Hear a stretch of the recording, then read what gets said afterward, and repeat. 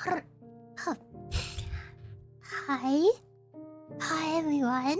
It's been so long since I've streamed. But hello guys. So today you have to pardon my voice because I haven't fully recovered yet. Haven't fully recovered yet. But I'm still here. I think I can do it. Easy. But hello Elite Squad people. Hi Doug. Thank you for the new chapter today.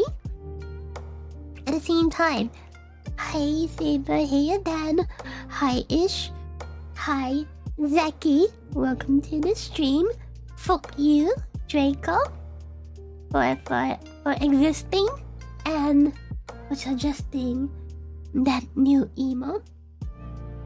So yeah, fuck you in particular at the same time. Hello! Hi Seti, welcome. Wait, what? New update? Sound alerts. Buzz off sound alerts! Grass click, hi. Torrent to blow, hi. Double O scarf, thank you. Let's go 6 months. Thank you for the 54-month double O scarves at the same time. Knob hot. It's been 6 months, holy shit! My dude, thank you so much for supporting me for half a year already. Thank you.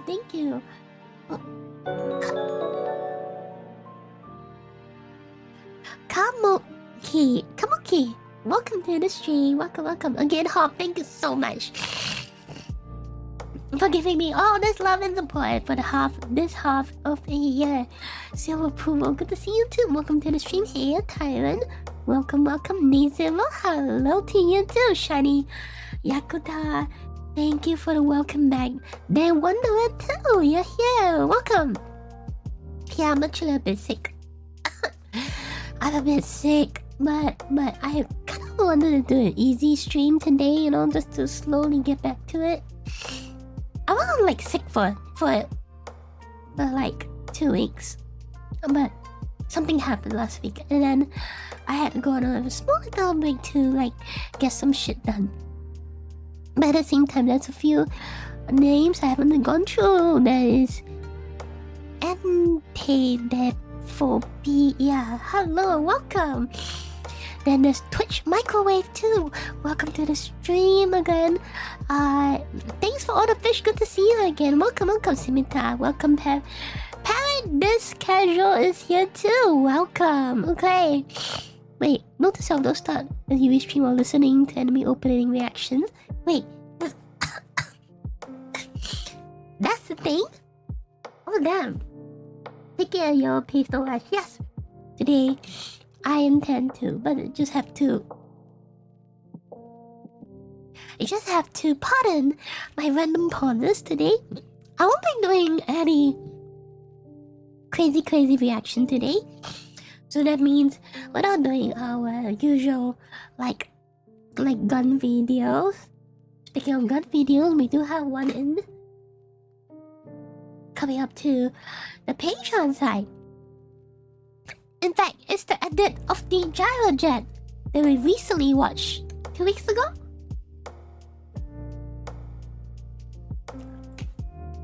Yeah, I'll take it easy today. But for those in Patreon as well, after the stream, there will be a Silver Wolf. There will be a Silver Wolf set, which I have edited yesterday. Yeah, there'll be a Silver Wolf set that I've edited yesterday. I think, yeah, it's pretty nice. I'm glad on how it turned out. Just trying to also like spread out. I don't want to like keep spamming so much things in Patreon. We haven't taken some Dayquil. I took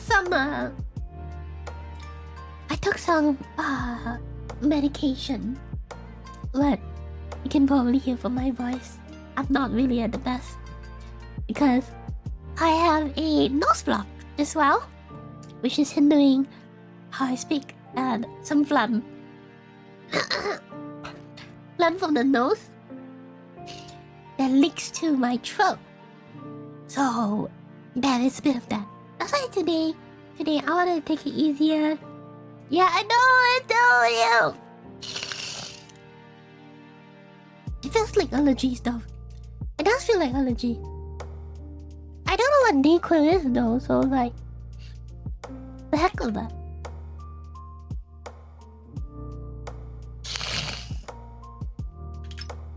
Let me take a look at what. Oh, it's Vicks. Dayquils. That's what it is. Okay. It's those things that you sniff up. I haven't, but maybe I'll go get some. Maybe. They don't make you drowsy though. Oh, that last time. It's similar to like a vapor rub that I used to have. It's under Hi Michael. It's under the Tiger Balm brand. Hi, Umbrella, welcome. It's under the Tiger Balm brand, and what I've learned a very unique way of consuming it. No, I already developed running nose yesterday. Yeah, but I've been coughing for like 3 days. Fortunately, no fever, no nothing. It's just like some chest cough and running nose. But yeah, my voice is definitely affected. So yeah. But as I say, I've learned a very unique way of getting rid of your runny nose. It involves steam water. It involves steam. So you do need like hot water, hot steaming water, and then you just scoop a bit of that vapor up.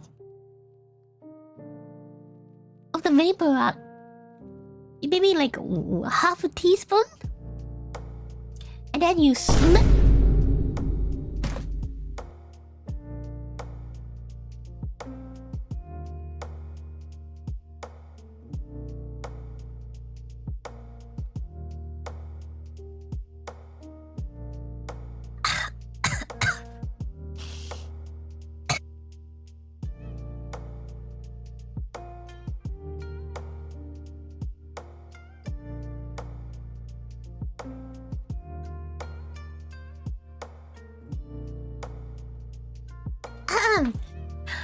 I got jump scared a bit, but it's fine. Still, what I was trying to say is, after, yes, exactly, Mike knows. You take that vapor up or whatever oil you're using, and then you dip it into that steaming water, and then you sniff it like how you sniff some like how you like certain characters from Breaking Bad, like how they would consume the product. You sniff it in, and then you you get that really strong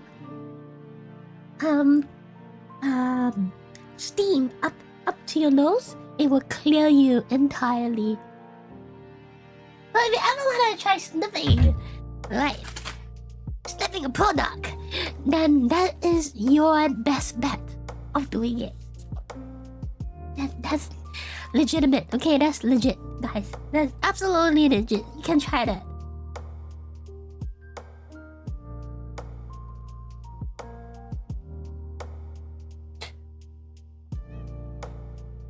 Okay, wow, my phlegm is getting worse today. Why are we snorting vapor? Because that's the way to fix your issues. If you have a lot of phlegm up your nose, you're having nose block, then you sniff that shit. Wait. Okay, but for today, people, today I found. Wait, nigga, Red Bull? Yeah, I was snorting the fumes of the vapor rub. I'm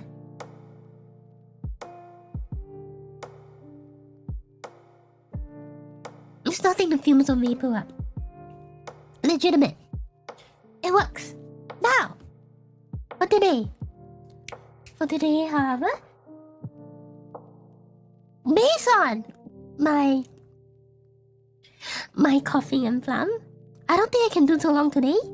So, I kind of wanted to take it easy for today. Just to get back into the rhythm of streaming. Because I feel like... Oh my god!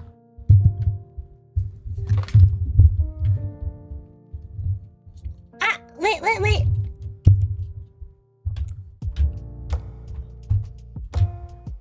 Oh, come on. My mic stand just broke. Oh my... Oh shit. What the fuck?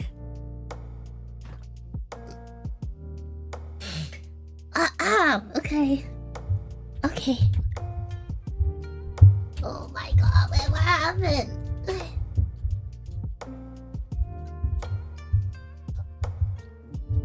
Oh shit. Yeah, it broke. What the fuck?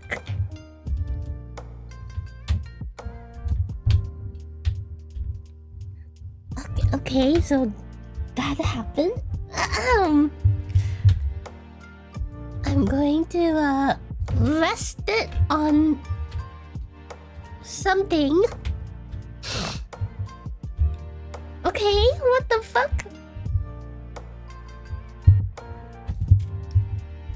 Alright, see if I can give me a good idea. Give me a moment. Yeah, I'm gonna try to do something.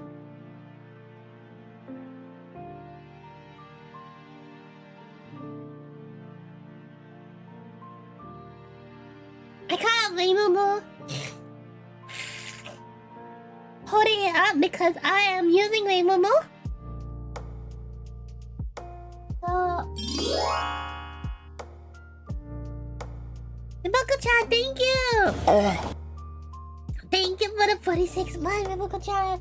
Arigato! Thank you! Big love! Thank you so much for supporting me, thank you. Look about that!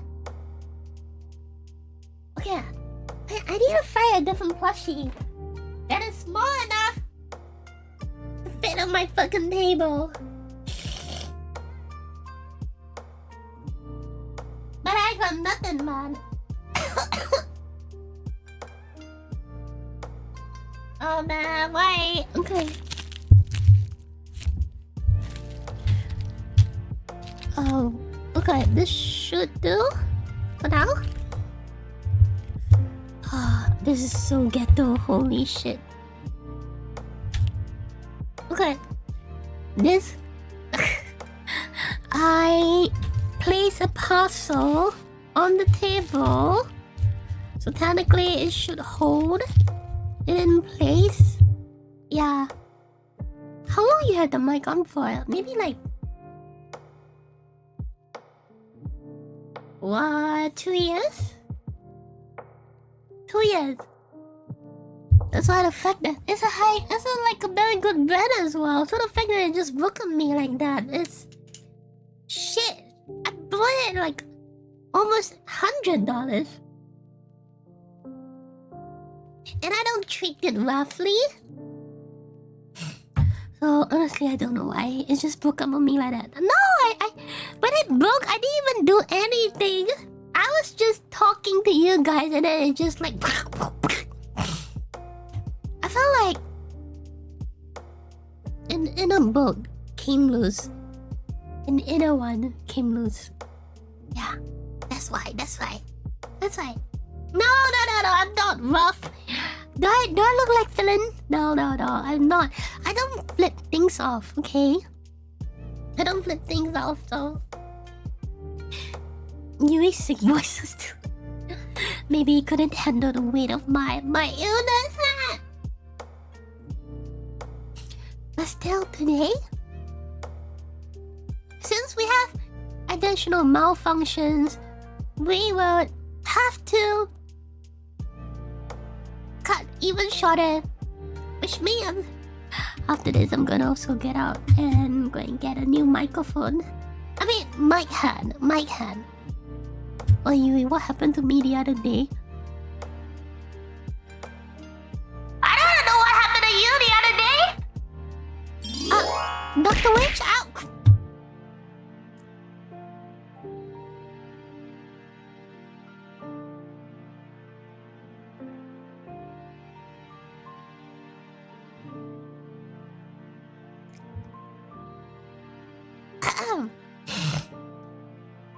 You're welcome too. So anyways, Dr. Wishman, thank you for the 8 months. I'm sorry I got interrupted because this guy wants to graduate to Nisi Sanji so that he can get some good experience on fucking get some fucking EQ and IQ over there. You can go there and learn. You might lose your life, dog, you little bitch. So happy trails over at Niji, bitch. So anyways, Dr. Wishman, thank you again for the 8 months. Thank you. Alright, today's there's only one video I'll watch, which means it will be a short stream today because there's only one video I wanted to watch with you guys. However, this video is very long. This is almost a movie, and at the same time, oh man, I'm dying. At the same time, this video is only released like 1 day ago, but it has 243,000 views, and it is 1 hour and 50 minutes long.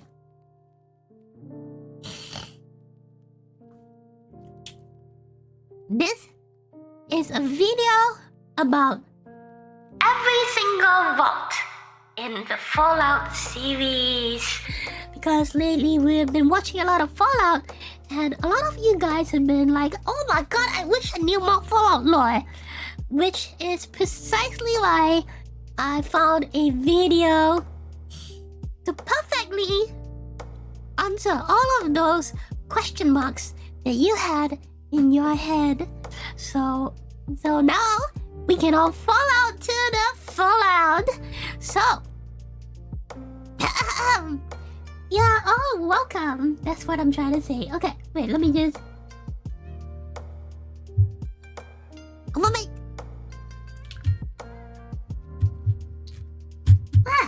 Okay, so... Let me just, oh.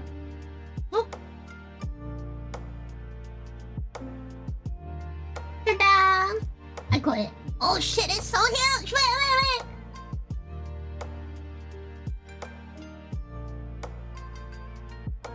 I think I did something wrong. Something is wrong somewhere. For a moment. Ah! Now it's correct. Excellent. Ah! Okay. Wait, what? Well, with this now, I don't have to play the games. Exactly. You don't need to play the games. You only need to watch Yuri. Ah! So...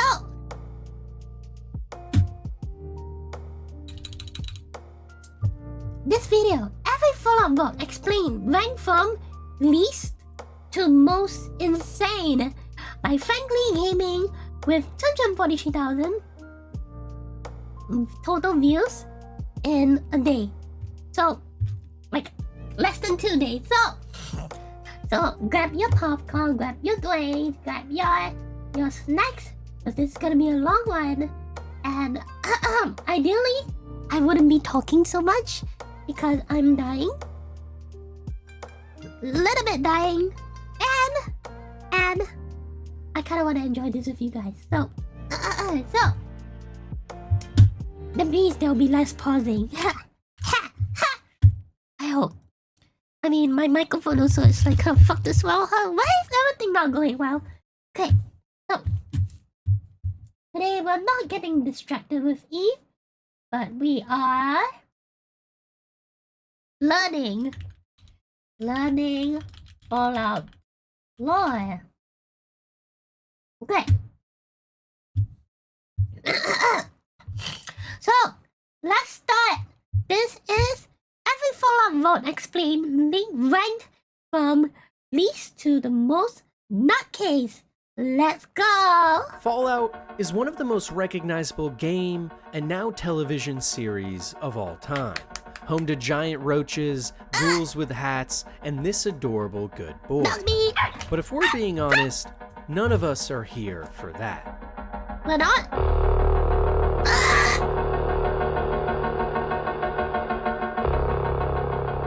Because we're here for the vaults. Home to some of the most twisted, insane, and mind-blowing human experimentation and torture ever imagined.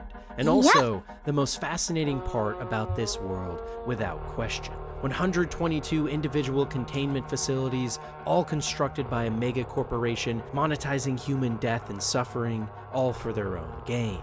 So today, I'm going to break down every single one we know about, whether that be from games, television, novels, or even comic books. Starting with the most chilled and relaxed vaults, and slowly making our way into the single most horrifying... Yeah, see that? See that? Yeah, that's pretty fucked up. ...and mind-melting scenarios imaginable. Because as any Fallout veteran knows, war never changes. Absolutely true. Tier 1!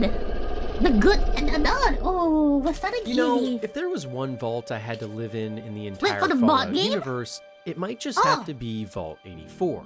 Because while later in the video we will be taking a look at some truly horrific things, first we have to start with the most relaxed. And what better way to do this than the little-known vault that's seldom talked about. Originally introduced in the Fallout board game, this technically now non-canon vault was home to one of the most tame experiments in the wasteland. Every year, a vote was held to exile the most dangerous inhabitant from the bunker, meaning the vault dwellers were constantly on their best behavior year-round in fear of receiving the vote. And for anyone that did show signs of disorderly conduct, they would be swiftly removed forever. So because of the simple rule and low amount of people being affected at once, this system managed to keep the vault almost perfectly safe over decades. It inspired many families to join community events, to help others, or to give money and things away in order to inspire favor and love from everyone else. And being single or lonely not only meant you were out friends, but out a potential spot in this lovely vault as well, with you being seen as an outsider. So everyone in the vault had a huge incentive to talk and help others. And this actually resulted in what might be the safest and least tragic vault in the history of the series.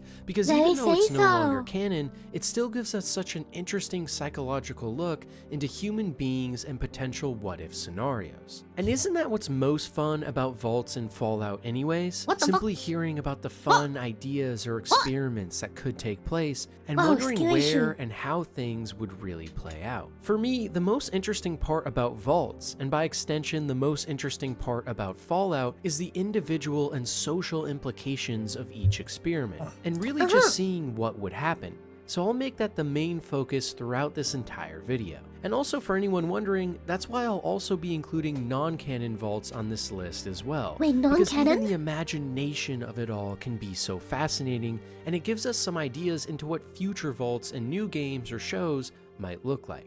However, keep in mind I will point out each vault and whether or not it's canon, so you guys can keep track too. Regardless though, even up to modern times in Fallout, this vault is still operating in pristine fashion. Through the simple process of slowly pruning out bad apples, this society is potentially one of the best in the entirety of America. In fact, the only especially tragic episode in the entire vault's history actually has to do with a nearby Vault 109, which was an extremely high-class and expensive area for affluent individuals, even better than 84 by all accounts. Inside was countless high-class materials and products like Mary May, Ticknoran Fields, or Fallon's, all recognizable brands from the pre-war days that signified wealth and status. However, Vault 109 eventually suffered a catastrophic failure due to an unknown source which caused a radiation leak. Wasn't 109 one of the main games? I can't remember, it feels like it was. Unless I'm missing something. Resulting in everyone inside perishing or becoming flesh-hungry ghouls. And this event marked the end of trade between the two facilities. Yet despite this, Vault 84 has continued to live strong and flourish, which is especially astounding considering this is maybe one of the only non-control vaults in the entire series that can claim so.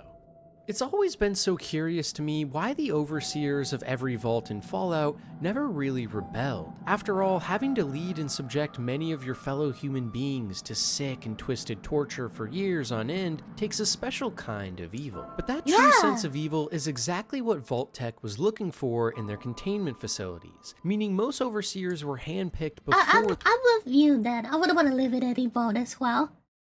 So you're not crazy, you're normal. The Great War began and bombs dropped, and that's why it usually worked out. In fact, in many vaults, subsequent overseers were also handpicked with rigged elections or voting to ensure the experiments could keep going. But in the case of Vault 81, we actually got a look into what could happen when an overseer did in fact stand up for what's right. Originally, the vault was instructed to run experiments on human beings with all sorts of diseases and infections, all in an attempt to make a universal cure that could fix any ailment. And the layout was structured in two parts. A main area that simply was a normal and well-kept vault for all the residents to live in, and a secret sectioned off area as well, where a team of scientists would live and perform experimentation non-stop, pulling people from the main section of the vault to use as guinea pigs. However, when Dr. Olivet, the designated overseer of this vault, learned of this heinous twist in how the experiment would be run, she immediately thought of becoming a whistleblower to reveal the plan. Sadly though, she soon became aware of the fact that many in the United States government were actually helping out Vault Tech, and any sort of attempt to stop them would be futile. So instead, she hatched a plan that would actually take over after the vault fully became operational. On the morning of the Great War, when she received the call to start the notification of staff and residents to enter the vault, she only sent the signal to the residents and completely left out all the scientists on the message. But despite the plan starting perfectly, 3 of the scientists on the staff unit did manage to make it to the vault in time before it was sealed, and quickly made their way to the secret compartment of the vault. Realizing she had no other options, the overseer simply had to play along with what the scientists were doing with their initial testing on animal subjects like mole rats, but as soon as they were nearing the start of human trials, she quickly locked the secret compartment of the vault and sealed them away. This meant that the scientists would now be trapped for the rest of their lives, but still with enough— Holy shit, that... I remember this vault. And I was thinking, like, wow, it's such a peaceful vault. For once. Also, hi, Good Boom. Welcome to the stream. Hello, hello. enough food and water to survive, meaning research would continue. In fact, Overseer Olivet even modified a robotic assistant, Miss Nancy, in the vault at one point to help with the lab research, feeling bad for those trapped inside, and still curious about the potential for a cure to every illness, what she originally came to the vault to do. Named Curie, this generic utility robot with female voice programming, originally created from a massive company called General Atomics International before the war, actually continued on the— I want to pause and say that Curie was the best waifu, because her questline is very good. At the end of the day, you get a real waifu too, so it's like best companion in Fallout 4. The research the scientists had been doing even after their deaths. And this turned out to be a huge win, as decades later, Curie was able to achieve her prime directive and create a universal cure for humanity. So she sent a message to the main vault of her findings and patiently idled for decades, awaiting a response from the security that never came. Tragically though, by the time the vault door was eventually opened decades later, it was still kept a secret from almost everyone inside. In Fallout 4, when you find this vault, it's still operational, and you discover a young boy named Austin Ingle, who has recently witnessed another vault dweller sneak into the secret containment facility that's been barred off. However, tragically, when Austin goes in after him, he gets bit by a mole rat which had previously been experimented on by the scientists when the vault first opened, giving Austin a completely unknown and incurable disease. If you as the sole survivor sneak your way into the secret portion of this vault and find Curie, she will hand you the last remaining non-expired vial of the universal cure, and you can decide to either use this on yourself, assuming you've also been bit, or saved the young child Austin Ingalls. Oh, It's one there's of the only most one harrowing left? choices in the series. Yeah, I don't remember but still, much. on this list, the vault sits so high because it's a stark reminder that even one heroic person can save so many lives. And for this vault's entire lineage, almost all of the dwellers have lived on to lead happy lives, unaware of the dark experiment the vault was founded on. Overall, an upbeat story for a vault that could have been so much worse. And trust me, as we keep making our way down this list, they will be. For those of you that don't know what control vaults are in Fallout, they essentially act as a way to validate the otherwise sick and twisted experiments going on in the other vaults. Rather than killing people for sport or running wild experiments, the control vaults are simply a normal place meant to maintain a stable society for potentially hundreds of years, and this results in these vaults serving as a way to validate the outcomes of experimentation elsewhere, just like a control in any scientific experiment. After all, as we know, the main purpose of most of the vaults originally was to run horrific social or scientific tests on unwitting and innocent subjects in order for Vault Tech to gain scientific research and learnings that could aid them in creating a new and prosperous world post the bombs falling hundreds of years later.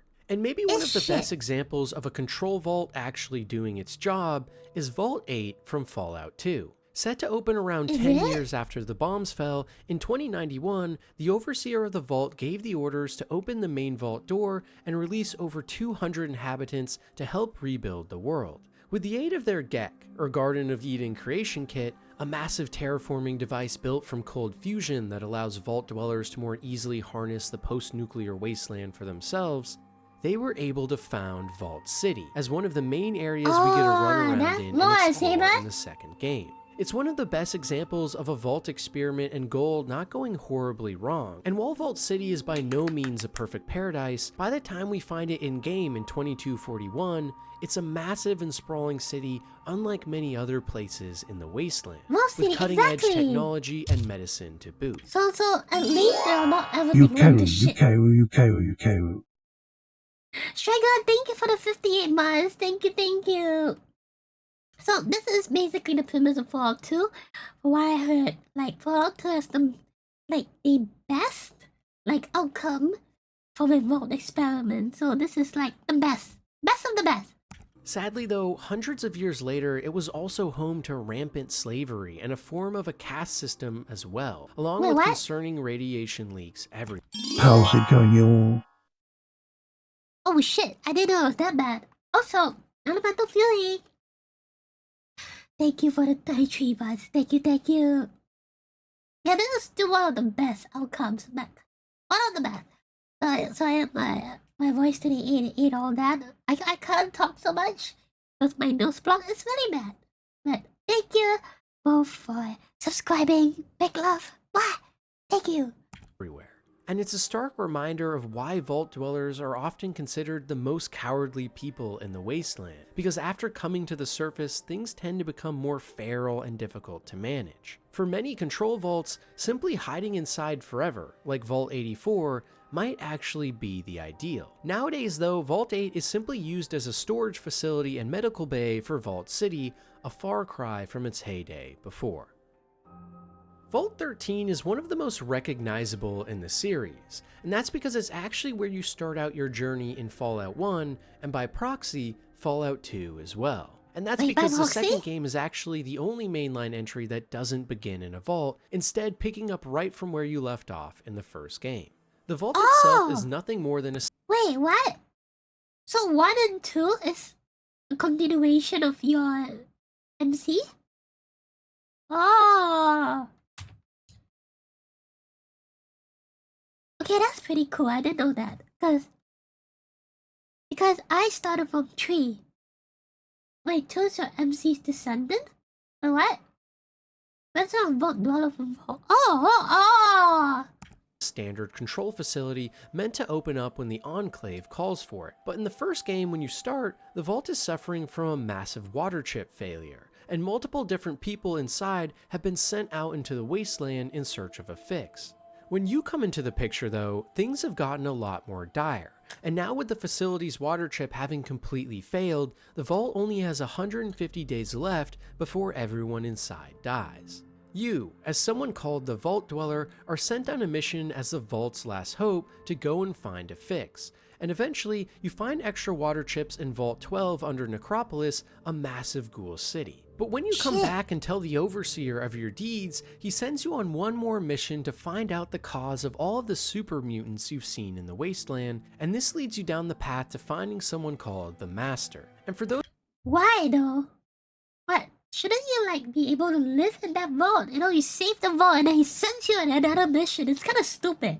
Those of you that don't know, the Master was actually a main antagonist from the original Fallout games, who is a massive computer-human-monster hybrid that speaks in hundreds of voices of those he has enveloped and wishes to create an army of hyper-intelligent and strong super mutants to take over the world and bring prosperity. He sends his goons into nearby vaults in order to get fresh and non-tainted humans, which he can dose with high amounts of FEV, or the Forced Evolutionary Virus, hoping to make the most capable super mutants possible. FEV in Fallout is actually an artificial virus that was created at one of West Tech's top research divisions before the Great War, and actually works by changing the genotype and phenotype in human beings, quite literally modifying what we can become, and in this case, creating massive hulking super mutant brutes. The reason Vault Dwellers are so good for this is because their DNA has not been tainted by the radioactive wasteland above, meaning it can more easily be manipulated at a cellular level to force mutations without issue. And on top of this, there are actually many strains of the virus as well,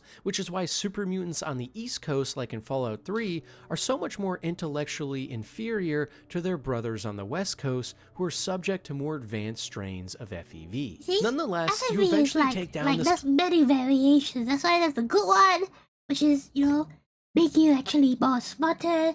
Then there's the bad one that makes you actually stupid. So, yeah. The virus mutation becomes gold. But FEV is different. Radiation. With radiation, if you get too much radiation, become a ghoul.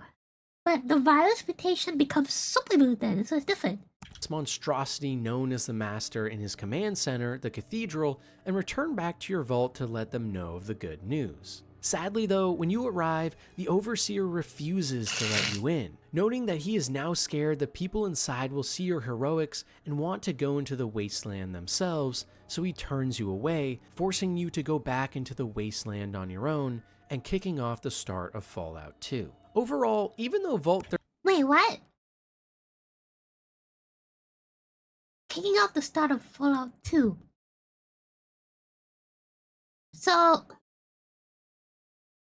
Huh? I'm confused. So this is the protagonist, right? Keep watching? Okay, this is Fallout 1, not 2. 13 is so vital to the Fallout series as a whole, being literally where it all began. In the grand scheme of things, it isn't actually that bad of a place to live at all. Outside of the water shortage crisis, most people inside lived happy and decent lives, and compared to other vaults we will see later on this list, this is without a doubt one of the best you could have lived in after the bombs fell. I see. Vault 76 is now one of the most iconic numbers.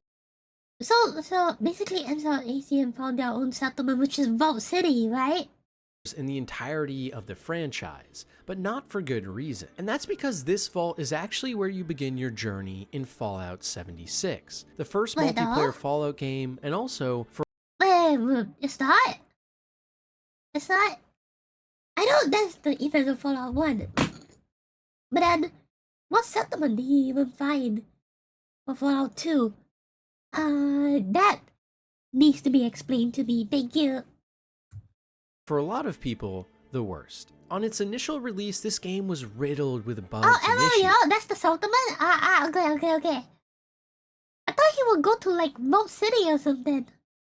And for most people, it was not only completely unplayable, but also lost so much of what made Fallout great in the first place. Nowadays though, after multiple large patches and years of work, the game is actually pretty good, albeit different. But nonetheless, the vault itself was one of 17 designated control vaults for Vault-Tec and was home to some of America's best and brightest, including top students from Vault-Tec University and the former White House Chief of Staff.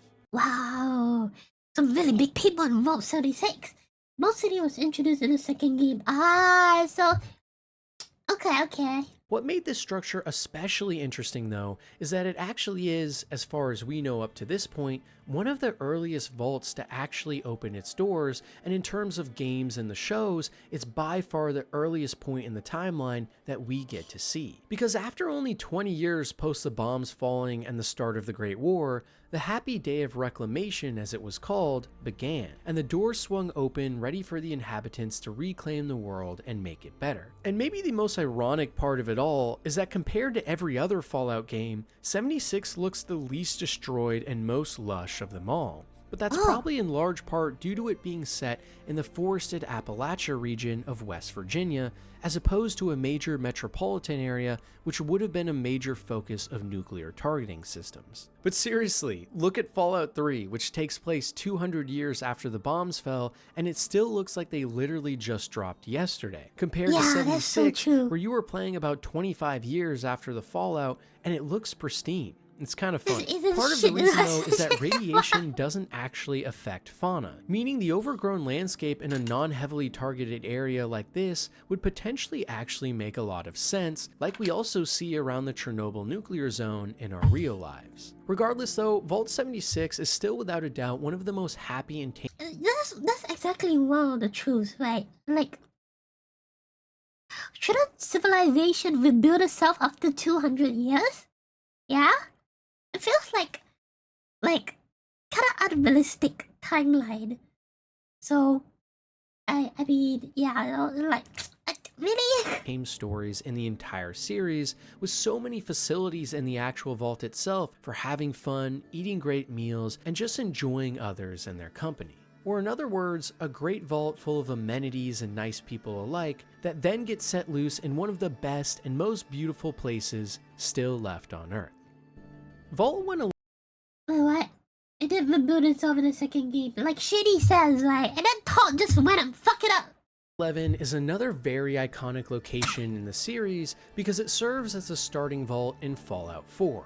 Right before the Great War, you as a player character find yourself living in the nearby town called Sanctuary Hills, and on the day that the bombs start dropping, you rush yourself and your family over to the vault and hurry your way inside right as a nuclear bomb detonates nearby and almost kills all of you. Inside the vault, an experiment was being conducted on cryogenic pods in stasis to hopefully lend some important research into this key area for humanity's future. But when you first arrive, you were told that these pods are actually for decontamination, after which you and your family, along with other vault dwellers, are locked inside and trapped as you pass out inside. Per the initial vault's operating procedures, the doors were to remain shut to the vault for at least 180 days. But after this time had elapsed, no signal was given from the outside for staff to leave, and now with a low amount of food and water, they all started demanding the overseer open the door to let them out to scavenge. Refusing to do so, though, the overseer caused a full-on uprising from security and support staff that took over and tried to unseal the door. In retaliation, the overseer then put the vault on full lockdown and demanded all food, weapons, and medicine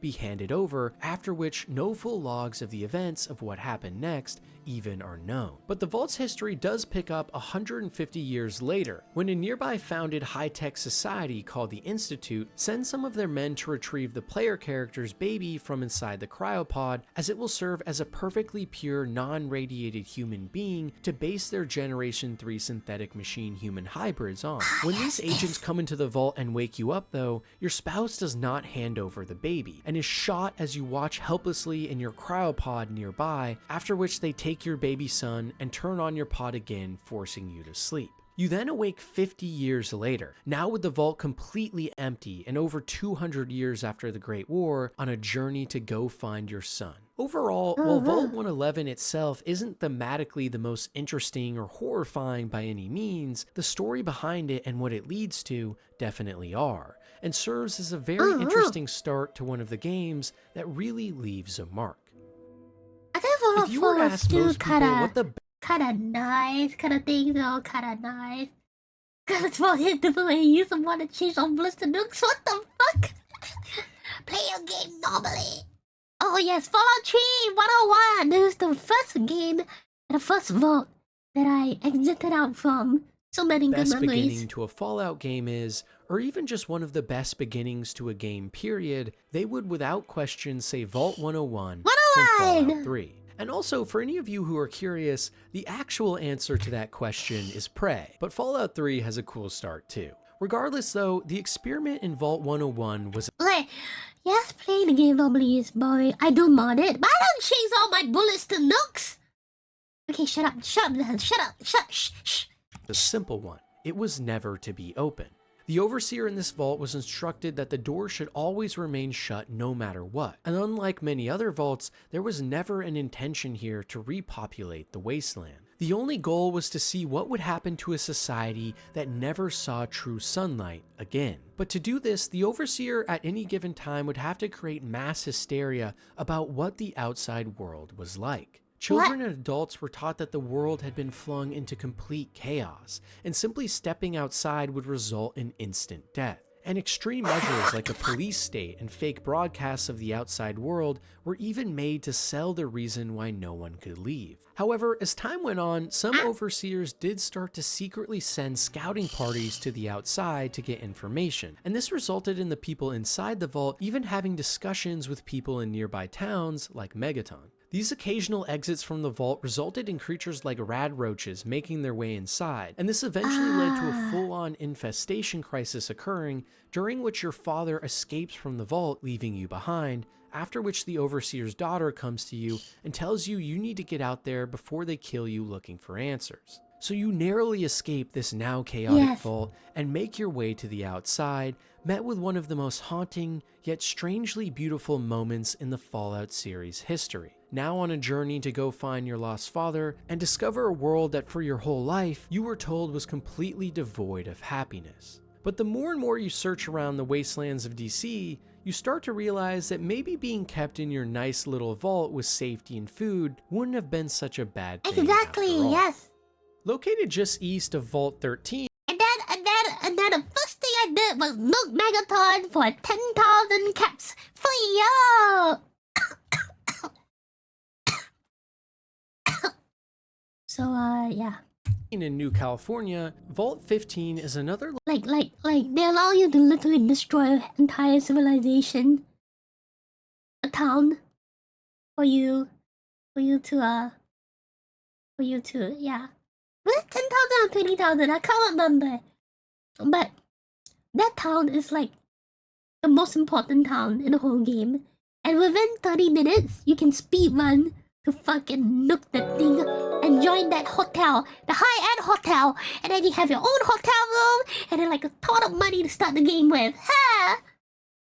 location we get to explore and find out about in the first two games. Inside its walls was an experiment meant to take place over 50 years that would force a large group of people with radically different ideologies all to live together just to see what would happen. Whereas most other vaults tended to be homogenous with very similar groups of people, 15 flew in the face of all of this. And because of this, quickly after the bombs fell and the vault inhabitants made their way to this facility to get locked away, many tribes and groups started to assemble. This resulted in lots of infighting and turmoil between the people in the vault, and after overcrowding started to become a major issue, a large portion of the vault residents decided to actually leave, taking the Gek with them in the process. This group of vault dwellers is actually the initial founding members of Shady Sands, the same destroyed city we see in the TV show and Metropolis from the games, which in turn fostered the eventual founding of the New California Republic, or NCR, one of the most notable government-like entities that has actually succeeded since the bombs fell. Other groups from the vault, on the other hand, formed raider or bandit tribes that would kill and steal for survival. And an even smaller group decided to stay in the vault even after it had been stripped of resources, assuming it would be more safe. Maybe most surprising of all, though, is just how crucial this vault and its initial people important lore have become to the wasteland, being the initial home and birthplace for so many factions and ideologies that even decades later would define the wasteland we know in Fallout. And it goes to show that even extremely diverse groups of people assembled together, while cause for initial concern and violence, can cascade into truly great things in the long term because of being forced to see so many sides. I've always been a No one else found a safety, and they deemed it as a trap because it could rise up as a new power state. Vault Tech, as you saw in the TV show, wants everyone to live and depend on all these vaults. That's why when a new settlement comes, they nuke that shit. That's exactly what happened to Shady Sands, which kinda sucks, but I can understand why it had to go. But where did they get the nukes from? I don't know. Sucker for building and crafting in games I really enjoy. And for that reason, I actually am a big fan of Vault 88 from Fallout 4. You see, added in a DLC, this vault serves as more of a construction playground for the player rather than a normal vault. In lore, this facility built just below the Quincy Quarries in Boston served as a test site for various prototype devices that were targeted for distribution to other vaults. Vault 88 itself was never actually finished though, with instead only the entrance and security and reactor rooms being completed and furnished. Inside though, you will find a massive open cave room and network of nearby zones, all of which are completely open to the player character to design in whatever way they see fit, allowing you to live out your biggest fantasies of making your own vault just the way you like. And while this means this vault is without question one of the least scary and unassuming places in the entire Fallout ensemble, it also might just be the one that you spend the most time in, depending on the type of player you are. Because I know for myself, I thoroughly enjoyed my time in Vault 88, making my own little vault so homey.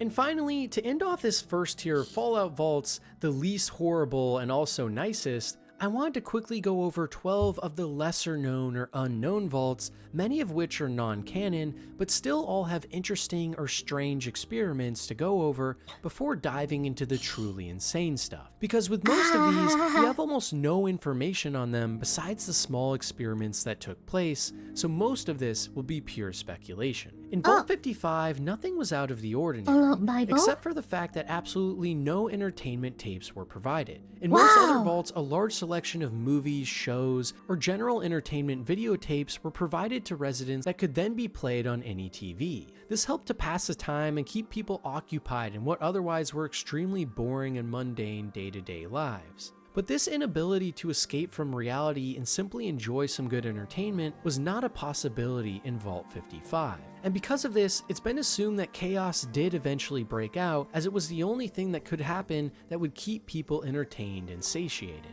If you thought that experiment was bad though, you definitely would not have wanted to be a part of Vault 56. Because in this vault, instead of all entertainment tapes being excluded, only one was provided. And that was a particularly untalented comedian doing his sets over and over again. It's been widely theorized that the inhabitants of this vault went crazy and rebelled even faster than the dwellers in 55, as they simply grew deranged and crazy, having to watch one man tell bad jokes over and over again with no place to hide. For many of us, this occurs during our teenage years with our fathers telling dad jokes, but for the unlucky people assigned to this vault, the torture was something they never could escape. In Vault 36, the fruit extruders meant to supply a rich and varied diet to the residents instead only produced a thin and disgusting looking watery gruel. The residents would have been very annoyed at first, but over time, likely things wouldn't have been that bad, besides the malnourished bodies and lack of proper nutrition on top of no real sunlight. And as we know from real life experiments, eating the same thing over and over every day can lead to many ailments and infections that can become life-threatening if not treated. But compared to a lot of other vaults out there, these residents had nothing to complain about. In Vault 42, every single light source and light bulb had no more than 40 watts provided to it. And while this sounds pretty unassuming, living in such a dim and depressing environment for so long would have driven many residents crazy. Night vision would have naturally improved due to so much darkness exposure, and the people inside would simply have had to have learned to survive with very little light at all. But once again, another experiment where, as bad as it sounds, trust me, it's going to get a lot worse. In Vault 53, the equipment of almost everything inside was designed to break down every few months. Hello, Dragon Mommy. Thank you so much for the raid. Welcome, ladies. Welcome. Sorry, I'm like hummed in. But thank you, Umoe. Thanks for the raid, Mommy. Wow. You are a dragon mommy. Holy shit. Welcome to my stream, Dragon Mommy. Wait, Dragon Mommy hasn't made you stream to grab you to a basement? If you feed me, give me love, and let me rest on your lap, I would happily go to your basement. So, welcome to my stream. Welcome to the PPP.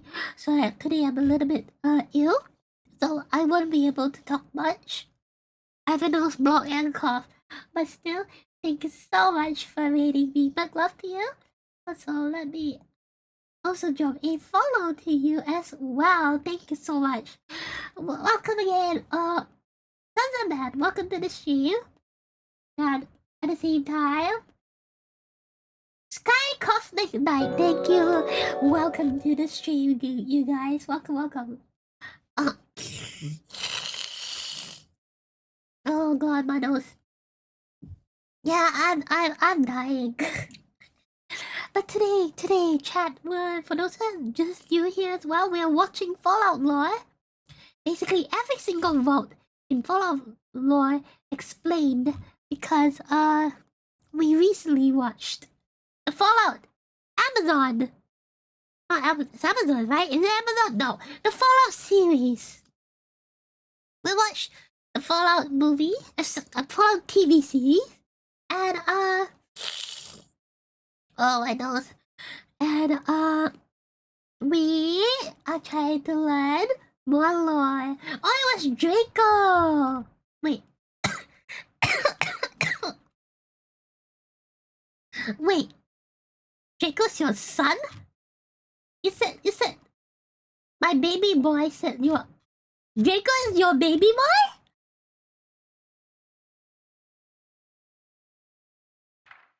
Draco, what the fuck?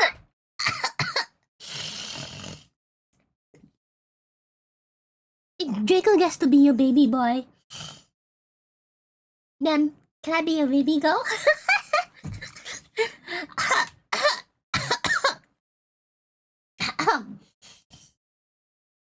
I keep telling you, he has a way with women.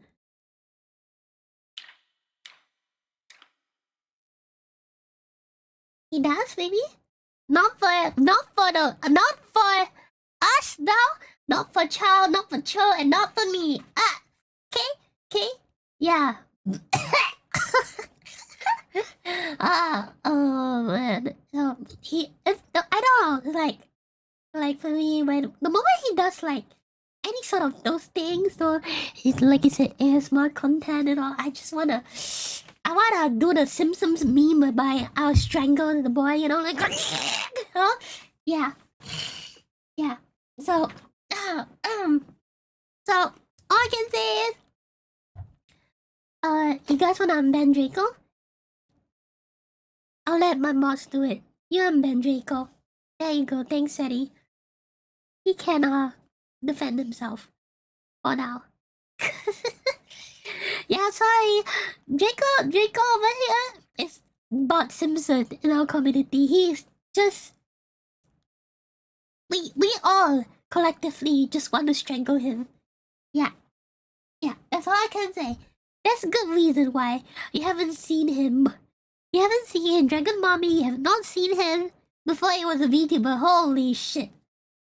Holy shit. Wait, what?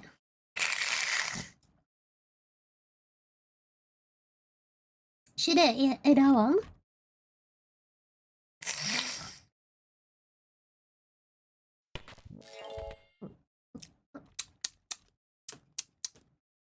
I guess it'll be in Twitter then. Oh, my nose. Ah. Oh.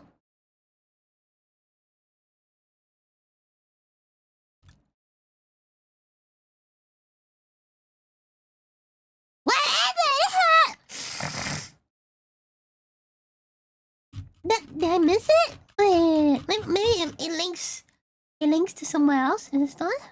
No. No. Oh, wait. What? Oh. What? Hey. Hey.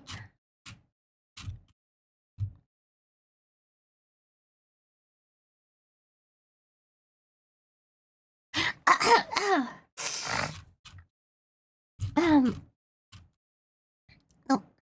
Hmm?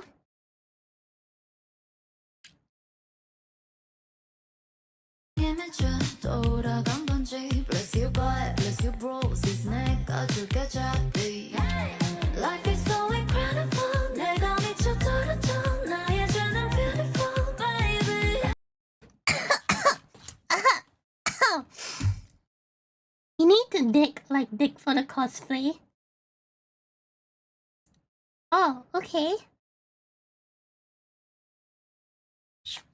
Oh, oh, oh, oh, oh, oh, oh, oh.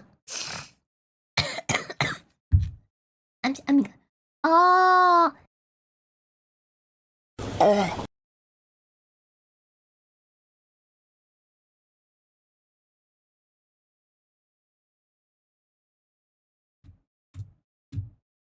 That explains everything. I see. I see.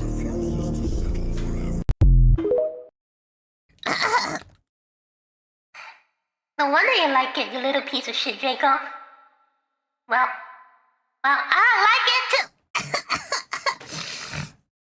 too.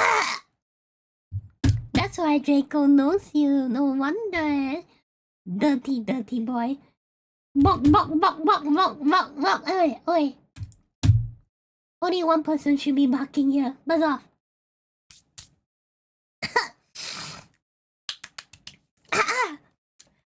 That is very good stuff. Indeed. That is very good stuff indeed. Yeah, yeah, yeah.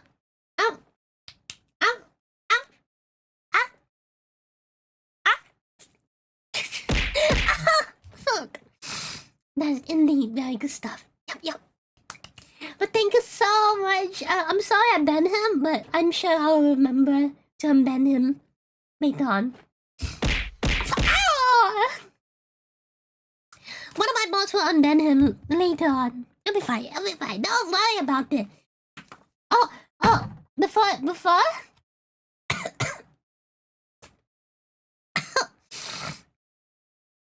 Yeah, the people call him Raiden, but I just can't call him Raiden because to me it's Draco. There's a good reason why. I don't know how to pronounce it. Skasvinas? No, what? Ow! Jagamami. Just one simple video as to why we want to punch Draco. Alright. Can one of my mods help me link? Can one of my mods help me do the linking? Or maybe I can just build my own channel at the moment. It's a very simple reason. This video... it's not working? Hiya! What the... Here you go.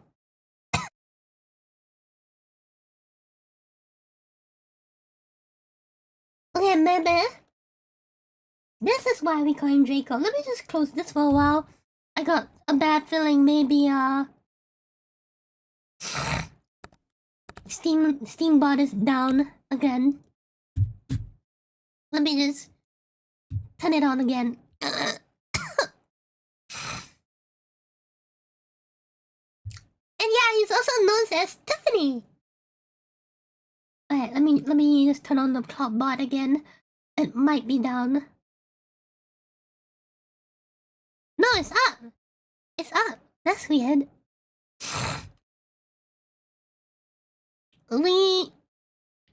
Oh, the command is exclamation Tiffany. There you go. We probably need to update that. Probably. So, see, I just realized I didn't log in and I mixed it up, so my commands are not working. Sorry. But, yeah, you can watch it here. So, as I linked earlier, this. Oh, fuck, man! Jacob, you fuck! What are you? You may highlight this whole section and delete a file for weird. To edit it for weird. Shit. Yes. I you know what? Jacob needs to be taught a lesson. This has to go on YouTube. The densest motherfucker in history. Yep. Hold on. Maiden VT over here. Yeah, like the people who heard this story was so fucking triggered that that guy he was willing to edit for free. So we spent 3 hours. The reason why he pissed off all the females in our community, including me the most, is because we had to spend over 3 hours to tell this guy that this girl fancies him. And midway through, he had the gall to say, "Woman, why can't you just tell me you like me? Woman, that's so complicated." And I'm like, and that triggered like the most precious people in our community who has never cursed before because of him. When he said that shit, you know, we were so fucking triggered. We left voice chat for a while because as ladies, we were so triggered. You know, if I was there physically, I would punch him in the balls, okay? And then I'll strangle him, and then I'll twist his fucking pinky and break it. So yeah. Long story short, okay? You're a cosplayer, right? You're a cosplayer, and you tell Draco to cosplay the male lead. The male lead in a romance anime movie. And he still doesn't get the hint.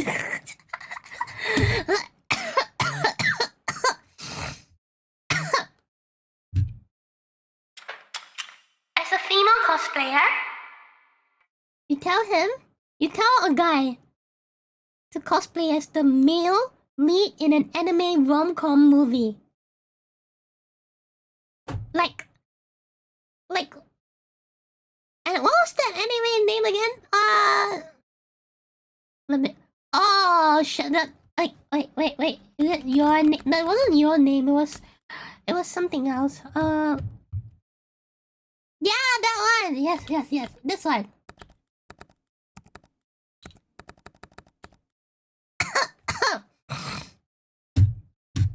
It was this show. This Suzume. The girl was cosplaying her, and then she told Jacob to cosplay this guy. And then Draco thinks this is some shonen film and thinks that the girl is doing another guy within this shonen film. Stupid.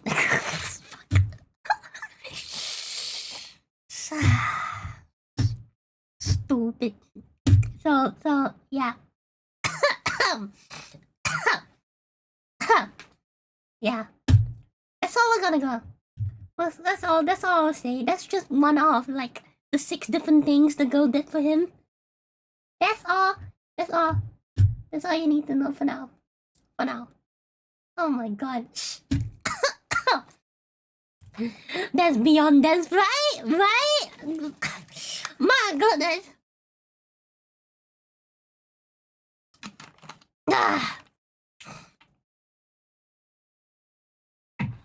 But okay, I have to sleep. Thank you. Please rest well. So yeah. So hope Venas, the person we're talking about, is Raiden earlier. That's why we all punch him in the face all the time. But But well, thank you so much for reading me. Thank you. Good.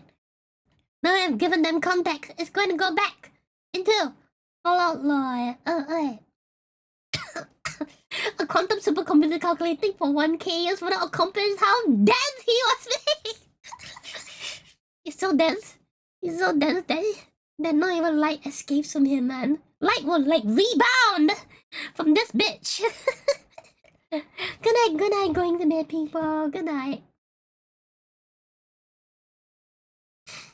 What the fuck? Honestly, that day I was planning on being fair to Jacob because I'm in a very similar relationship with a female friend. Then he brought up that cosplay, and that's when I saw the event horizon. Oh my goodness. Holy fuck. Holy shit. Yeah, you see?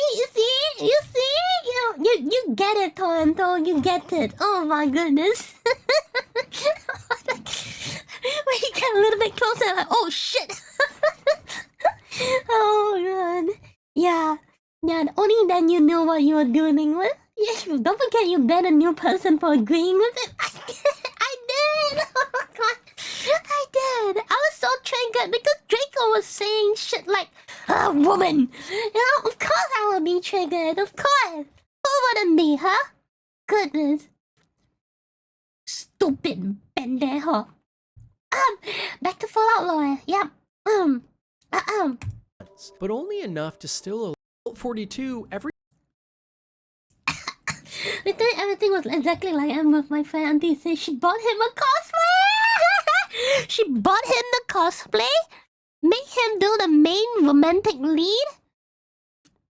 Measured his size. Got him a custom size tailor fit. What the fuck, man? What actual fuck? I'm dying. Okay, I'm good.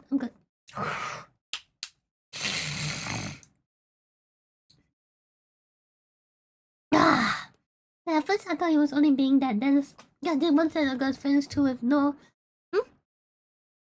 I did that once to a girl I was friends with. So not ruin the relationship. Took me a minute to realize he was just an idiot. Oh, pretending. Okay. Wait, I wonder if he's also dense with male relationship. Everyone close to Draco sound off. I don't think he's that stupid, right? When it comes to the bros. Maybe. I hope not. God damn. But back to the video. Every single light source and light bulb had no more than 40 watts provided to it. And while this sounds pretty unassuming, living in such a dim and depressing environment for so long would have driven many residents crazy. Night vision would have naturally improved due to so much darkness exposure, and the people inside would simply have had to have learned to survive with very little light at all. But once again, another experiment where, as bad as it sounds, trust me... There's like 5 parts to that story. And it's all explained in that video. Just watch it. It's going to get a lot worse. In Vault 53, the equipment of almost everything inside was designed to break down every few months, but only enough to still allow for somewhat easy repairs. The equipment was meant to induce a large amount of stress in all of the dwellers, and this mission it managed to accomplish easily, as many people inside constantly lived in fear that something new was going to break once again and their harmonious lives would be thrown into chaos. And surprisingly, living in constant fear that bad things may happen, even if those things are nothing more than simple repairs, can actually start to drive our human minds mad with anticipation, and it's theorized that many in the vault rebelled and left at some point. In Vault 29, only children under the age of 15 were allowed inside, with all of their parents being refused entry and sent to other vaults. And on top of this, it was filled to the brim, meaning the entire facility was nothing but an army of children running around and screaming. This would have quickly resulted in the oldest and most mature of the group taking leadership positions, trying to learn how to be adults, while most of the other children perished due to an inability to protect one another. The only other big thing we know about this vault as well is that Harold actually stems from it. And for those of you who don't know, Harold is a recurring character in the series who on a mission in the first game's timeline comes into contact with a large dose of FEV that transforms him into a monstrosity in the second game and a literal talking tree in the third. Considering that he started out as a child alone in a vault with other children though, becoming a talking tree actually is quite the accomplishment. In Vault 79, corresponding to the atomic number of gold 79, the gold reserves of the entire United States, and eventually the Enclave later, were being stored. It was home to up to 120 dwellers, and was the home place for gold that was secretly transferred from Fort Knox originally to inside this vault. In Fallout 76, we actually get to learn more about this vault and its history as well, which mainly just comes down to constant power struggles to either hide the truth of the vault or actors trying to gain wealth for themselves. And in-game, we actually get to decide where to put some of these reserves to help certain factions against one another. In Vault 70, the jumpsuit extruders were set to fail after 6 months, likely being a catalyst for the vault dwellers to leave the facility in what would have been Fallout Van Buren, the original canceled Fallout 3 project from Interplay, before the IP was bought by Bethesda and they made the third installment in the series instead. The vault was also said to be home to 3 Garden of Eden creation kits and would have been the original stomping ground of the people that would eventually found New Jerusalem, a sprawling metropolis in the wasteland. And while we don't know much more about this vault at all, it is curious to think that in another timeline, it would have been one of the most important in the series. In Vault 44, a secret section of the vault was home to a team of scientists performing extremely dangerous experiments on creatures to study the effects. In order to keep them contained, large pins and electrical chains were used, which eventually drew so much power from the entire vault that it all short-circuited, and some of the creatures and massive insects alike escaped, and this resulted in the vault dying off. One scientist inside even tried to contact Vault Tech to relay the experiment results, but none of the communication ever got through, and the facility was left to rot, with so many interesting findings about the animals of Fallout we may never get to find out. Explosion! What's up?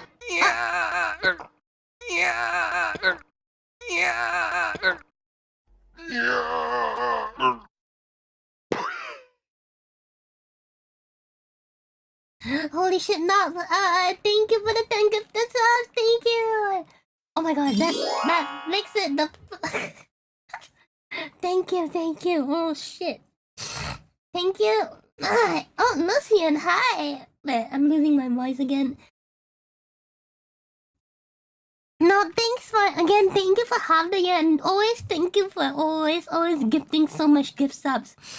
Every single month, thank you. Big love to you, my dude. Big love. Thank you. And for in-house Will as well. Hi, Lucian. Thank you for 19 months. Today we're watching Fallout Lore. Thank you. Also, hi, Sumi. Hope you've been well. Welcome. We're watching Fallout Lore together.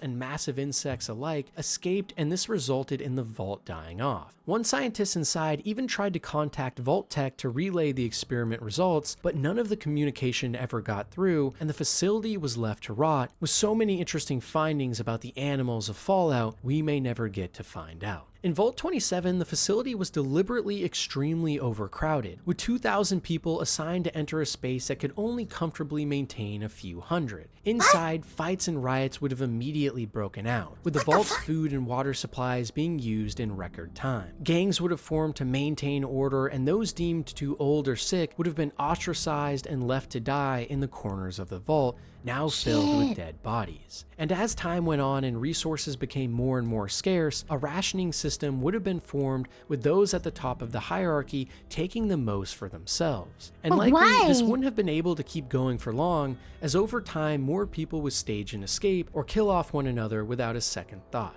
In Vault 17, not much is known about this facility at all, but what we do know is that in 2154, the Master had invaded this vault in order to get non-radiated human specimens for his master plan, one of which was Lily, a Nightkin super mutant from Fallout New Vegas. In Vault 6, every day a small amount of radiation would be pumped into the ventilation systems, which would have slowly turned everyone inside into feral ghouls, with the remaining humans being ripped to shreds. Honestly, this vault would have been pretty gruesome and could be lower on the list, but as I stated before, the last part of the first tier is all of these vaults that we have so little information on that are just pure speculation to go by. So now, let's start diving into the much more crazy. You see? So this is already the considered not so bad ones. That's actually the middle tier, wild and wacky, and then the real horror tier, and the what the fuck is wrong with you, Bob? So yeah, that was all the cream of the crop. Easy vaults, the ones that you're all here for, and from this point on, buckle up, because it's about to get really weird. Yeah.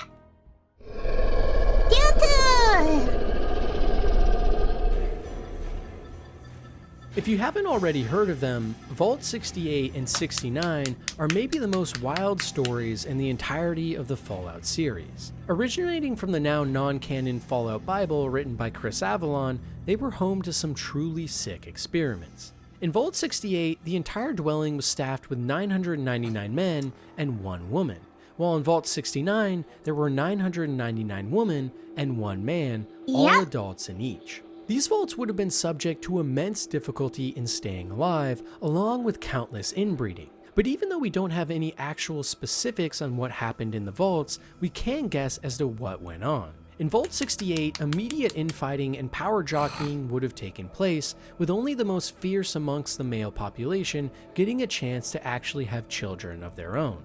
Around the clock, non-stop each year, the one female would need to remain pregnant, immediately fornicating again after giving birth in order to try and repopulate this dying vault. Any baby-born male would immediately be deemed useless and killed off or used as slave labor, and any baby-born female would be guarded with the utmost care. Hi,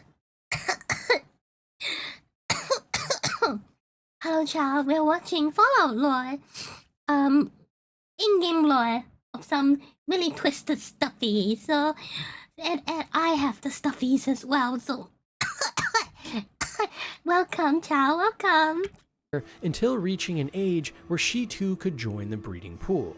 The society would have been structured in a hierarchical and tyrannical manner, with only the most mentally and physically strong male specimens maintaining control, likely with many splinter factions and gangs forming to try and grab any sense of power. For the initial woman and any born thereafter, this experiment would become a never-ending hell of having to deal with violent men killing each other to retain power and dominance. And there would have been absolutely no time to confide in anyone about anything outside of sexual or survival endeavors. And this likely would result in what would have been a quick downfall of the entire vault at some point. For the one man in Vault 69, on the other hand, he would be living what many men would consider their dream life, because he was the only access to sperm in the That one lucky male. Holy shit. entire vault. In order to maintain their population, multiple women would have to step up and become pregnant via his very likely awkward moves, meaning he would maintain a literal army of wives as he created hundreds of sons and daughters. On the other hand as well though, because of the societal structure and power now immediately gained from the woman, family upbringings and customs would likely change fast, resulting in structures likely very foreign from anything we know now. And because of this gender imbalance, the woman would either treat the men horribly and force them to do work, or they would revere them as golden symbols since they were the only way for reproduction to happen in the vault. Sadly though, without any other men nearby to boast about his accomplishments, this lone survivor would likely grow tired of these frivolous escapades and, due to demands from the woman, create a sperm bank which the society could tap into to produce more offspring at any time from willing females. Infighting here would also probably eventually break out from disagreements between the population of women, but likely would not be as violent as in Vault 68, full of pissed off and rejected men. And in another way, Vault 69 would would have been a paradise for the woman, free from the bullshit of most men nowadays. Either way though, both of these vaults give us a look into how truly unbelievable some of the vault experiments could have been, and it really makes you start to wonder about how something like this would actually play out in real life after all. Do you know what the coolest vault in Fallout history is? It's not one full of ghouls and super mutants, or one of the popular ones you've heard about from videos on Fallout 3 in New Vegas. No, it's actually a vault that never saw the light of day, that was cut from the script before the game even released. Referred to as Vault 120 and now recovered files in the base game of Fallout 4, this wholly underwater vault would have been part of a questline called 20 Leagues Under the Sea, and would have seen us as the player character meeting with a submarine captain named Zhao, who would have taken us to this fully aquatic megastructure. Inside, the vault would have been staffed with multiple people, but inside the walls, something strange was going on. Some of the lights would have been broken while you navigated the more secluded parts of the vault in pure darkness, as the sounds of the massive ocean around you swept across the bow at all times. That would be so cool to explore. As you explore. walked through the walls made of glass as fish swam around you, certain parts of the structure would fall apart and flood, including at one point you potentially getting a diving power suit and venturing out into the giant ocean in search of something. And there would have been countless terminal entries and people to talk to about the history of this strange place, That'd be so cool. which would have taken most of its inspiration from the popular BioShock series to boot. But maybe most weird of all, in the hidden Fallout 4 files that revealed this cancelled vault to us, we also see the fuck? It is BioShock! Hey! Why did you just leave this out entirely? This could have been a DLC. Also, hi Kuro, welcome. Overseer to this vault would have been a gargantuan squid. How this would have worked, we have no idea, but my guess is maybe an experiment. What? A squid? Wait, what? In the hidden Fallout 4 files that revealed this cancelled vault to us, we also see the overseer to this vault would have been a gargantuan squid. How this would have worked, we have no idea, but my guess is maybe an experiment was being done to combine aquatic creatures with people by attaching a human brain to a squid, and this is why the monster would have been an overseer. Overall though, without question, I think this has to be one of the coolest vault ideas in the entire Fallout series, and it's almost criminal that this was cut from the 4th game. I'm really hoping that at some point in the future, we'll finally get to see this idea come to light, because the potential for lore and cool technology combined with a top secret vault doing heinous research deep underwater is basically any Fallout fan's wet dream, and it's a struggle to even come up with ideas with more potential than that of Vault 120. Located just below the Hawthorne Medical Laboratories in Los Angeles, California, Vault 4 from Season 1 of the Fallout TV show is one of the most insane and wild ever imagined. Originally revealed publicly to the American people before the bombs dropped by none other than famous actor Cooper Howard, otherwise known as the Ghoul from the TV show, Vault 4 claimed it would be a paradise where everyone inside would be a scientist held back by no restrictions. A society formed by the principles of the scientific method led by visionaries in the industry. BioShock Infinite was pretty wild, the ending. But I wish they could change it. I mean, I'm gonna spoil Fallout in BioShock Infinite, but again, I don't think he needed to put for himself to fix the whole timeline now. I wish he could have been better. There were even extensive trials and advertisements done in this vault for over 5 years leading up to the day the bombs fell. But once the nukes started dropping, the vault was immediately sealed. Inside, lead scientist and overseer Cassandra Hawthorne oversaw extensive human genetic and mutation experiments, but in order to actually find a group of people to experiment on, they started to let in small amounts of survivors in the wasteland, luring them in with promises of safety without them knowing that they actually would be live human specimens to experiment on. This resulted in numerous birth defects, like horns or limbs growing right out of babies' heads, or people even being mutated to only have one eye, like a cyclops. But most horrifying of all, some of the test subjects were actually forced to mate with other radiation-resistant species, which even resulted in the creation of some creatures we see in the series nowadays, like the Gulpers. In one heinous experiment, a woman was impregnated with irradiated animal DNA, after which she gave birth to a school of baby gulpers, which then ate her alive, tearing her from limb to limb in a massive pool of blood which formed around her. Eventually, though, karma would befall these evil doctors, as these now new and dangerous monsters they had created rebelled and killed many of the scientist overlords that had tested and abused them endlessly. This itself led to a full-on counter-rebellion inside the vault, where many of the test subjects originating from the surface rose up and took control away from the main scientists, after which they instituted a new policy where they would allow democratic votes for letting in refugees from the outside world to help them survive, giving back to a world that had taken so much from them. No wonder when we saw Vault 4, it was after they overtook all the evil scientists. And they became a say-so cult. And for years, they continued on this journey in harmony, even after the nuking of Shady Sands nearby, where vault dwellers and refugees alike would live.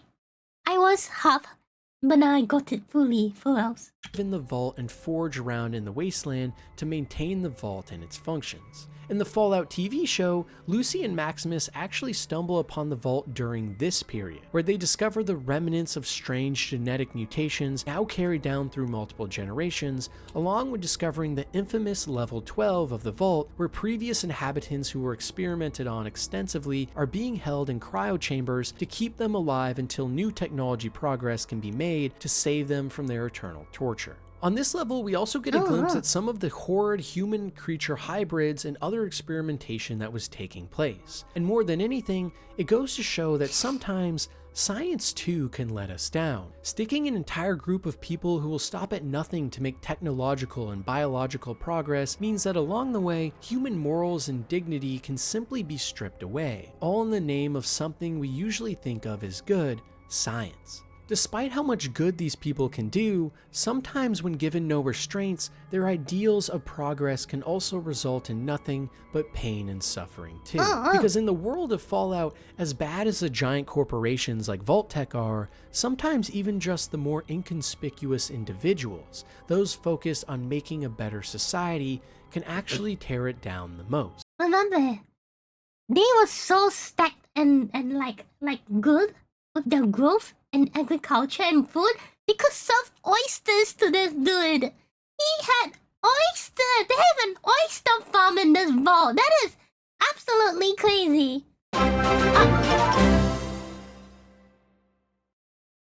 Cool, since I think you were gifting 5 gift subs to the community. Thank you. Cool. Cool, you have been supporting me like so religiously. In my personal space of Patreon and over here as well. Thank you so much. Thank you. Bye, big love to you. Thank you. Thank you, Cool. You've been very surprising. And it's a perfect analogy for how the problems in Fallout stem not only from a broken society, but a broken sense of individualism too. Nonetheless, Vault 4 has some of the most insane stories in the entire Fallout series and shows just how too much of anything can be a bad thing. While Fallout Tactics is no longer considered canon. There you go, Jokester. That's your Fallout. That's your Vault 0. That's what you wanted. He really went through all the way. That's great. In the Fallout universe, it still did give us a look into one of the coolest vault ideas out there, and also one that more than likely will eventually be canon based on the name. Vault 0, constructed into the Cheyenne Mountain Complex in Colorado, was home to essentially the main operational vault and base, where most of the pre-war United States geniuses and leadership could be housed. Inside, people were put into cryogenic stasis pods similar to Vault 111, and their brains were removed from their body, all being hooked up into one massive supercomputer called the Calculator. The machine was supposed to function as a mastermind of sorts that would serve as a computational device to best figure out how to nurture human society into post-war greatness. But due to budget cuts in the Department of Defense during the Vault's construction, several important backup systems were not added to the neural links, and this eventually led the Calculator itself to become corrupted and begin a so-called pacification protocol, where now the supercomputer's main directive was to purge the wasteland of all life and kill all humans without question. In Fallout Tactics, as the player character the Warrior, you and the Brotherhood of Steel must work to stop this fearsome machine at all costs. And while this is now no longer fully canon, the events in Vault Zero definitely make you think about what most of the pre-war leadership in the Enclave or inside certain vaults must be doing. And as we know, there's been tons of lore in this series about what's really going on, ranging from Vault Tech dropping the bombs as implied in Season 1 of the show, to the Enclave or United States government using the vaults as experiments to help them in long-form space travel to colonize other planets in a previously cancelled Interplay version of a Fallout cinema adaptation. But whatever turns out to be true in the lore eventually, it's vaults like Vault Zero which give us a great look into the twisted minds behind all the madness and how they would stop at nothing to achieve pure power and domination while cutting corners to get there. Among the pantheon of most recognizable Fallout vaults of all time, without question, somewhere near the top would be Vault 108 from Fallout 3. Affectionately known as the Gary Vault by most players, this hidden hideaway in the middle This is a little bit crazy. Let's keep watching. of the Capital Wasteland is more than meets the eye. When you first enter inside, you are met with gruesome scenes of blood and decay, along with some dead bodies, all of one man named Gary, all with different numbers behind their name. And shortly after this, you stumble upon an alive version of the same man, accompanied by many of his other brethren, all shouting Gary at the top of their lungs and looking to try and kill you in a manic rage. It's one of the most absurd, sad, and almost funny vaults in the entire franchise, and it all comes down to what happened inside years before. You see, Vault 108 was meant to house 500 residents for just under 40 years, but was also designed so that in year 20, most of the vault's power supply would fail. Along with this, all standard positions of power were left unfilled, instead to be chosen by the Overseer themselves, and the Overseer selected to start the project was someone with a rare form of cancer and only 3 years left to live. Essentially, the vault was designed to fail from the beginning, but even more interestingly, in those early years, an experiment began to take place in human cloning. Scientists in the vault began testing with highly new tech for human cloning trials, and their subject they chose to test with was a man named Gary.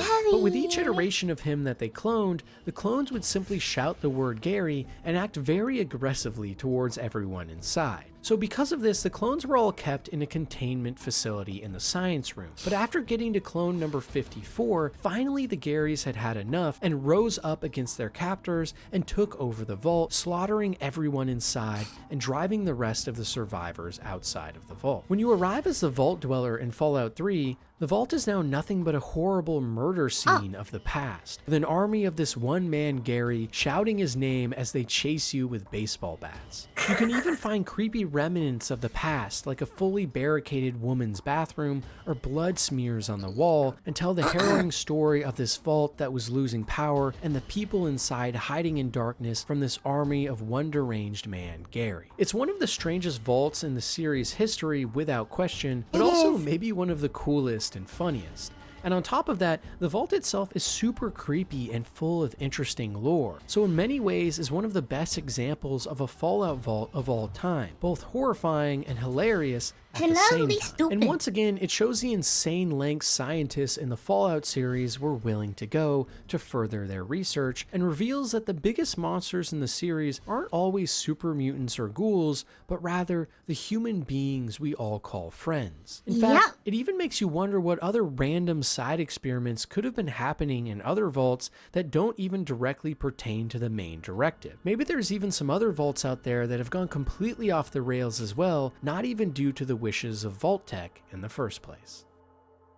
Another lesser-known vault that finds itself outside Fallout canon, but is nonetheless fascinating and beloved, is Vault 43 from the One Man and a Crate Full of Puppets miniseries. Staffed with a super small population of people, the vault was made up of only 20 men and 10 women, all fending for themselves. However, the real horrifying part came from the other thing that was in this vault as well, a massive and hungry panther. Likely, early on in the vault, residents would have been curious as to what was going on, but soon when the panther emerged and found them, it would have poured onto its prey and eaten the first man or woman alive. The residents would have scattered around screaming and fearful, but while the panther feasted on its meal, this likely would have given some time for everyone to plan. And with a majority of the residents still remaining at this point likely, you would imagine that they could have banded together to take this one panther down, but we never get any actual information on this vault, so we'll never know. For example, if they were able to make makeshift weapons to stab this whole— So, long story short, I don't think they could kill it. Yeah. Also, welcome, new follower, welcome to the PPP. We're learning Fallout lore today. Hulking beast, it would have been easy. But if the vault was staffed with say nothing, fighting a panther with your bare hands, even as a large group— Wait, hey yo, Hako Casual, thank you. Found the YouTube channel earlier today. Thank you. Oh my god, for Stem Chatter and someone from YouTube as well. Thank you for coming by. I have to today. I'm a little bit ill. I'm not gonna be my usual self. So I apologize. I have stuffy nose and cough. But today we are learning Fallout lore. We're watching all the different vaults. Explained from least to most insane, and we're somewhere in the middle ground of like slightly insane experiments being run. And this particular vault is 20 people and one hungry boy. group might prove impossible. And also, what happened if they did defeat or all die to the panther? Would the vault doors simply open after as a celebration for the gladiatorial victory? And if they did, would this make this vault the fastest to open ever, beating even Vault 76? Regardless, it's hilarious to imagine completely weird experiments like this happening in the wasteland, where vault tech and government employees designing vaults before the war like this— Like, why would they do that? Like, so stupid. Wait, I'll enjoy heavy metal night at my favorite club for you. You have a good one. must have been so sick, wanting to do nothing more than see humanity— Wait, what? If a sick, you should probably avoid alcohol during the meetup 2 days from now? Wait, what? That fuck up. It's supposed to be next week, not 2 days from now.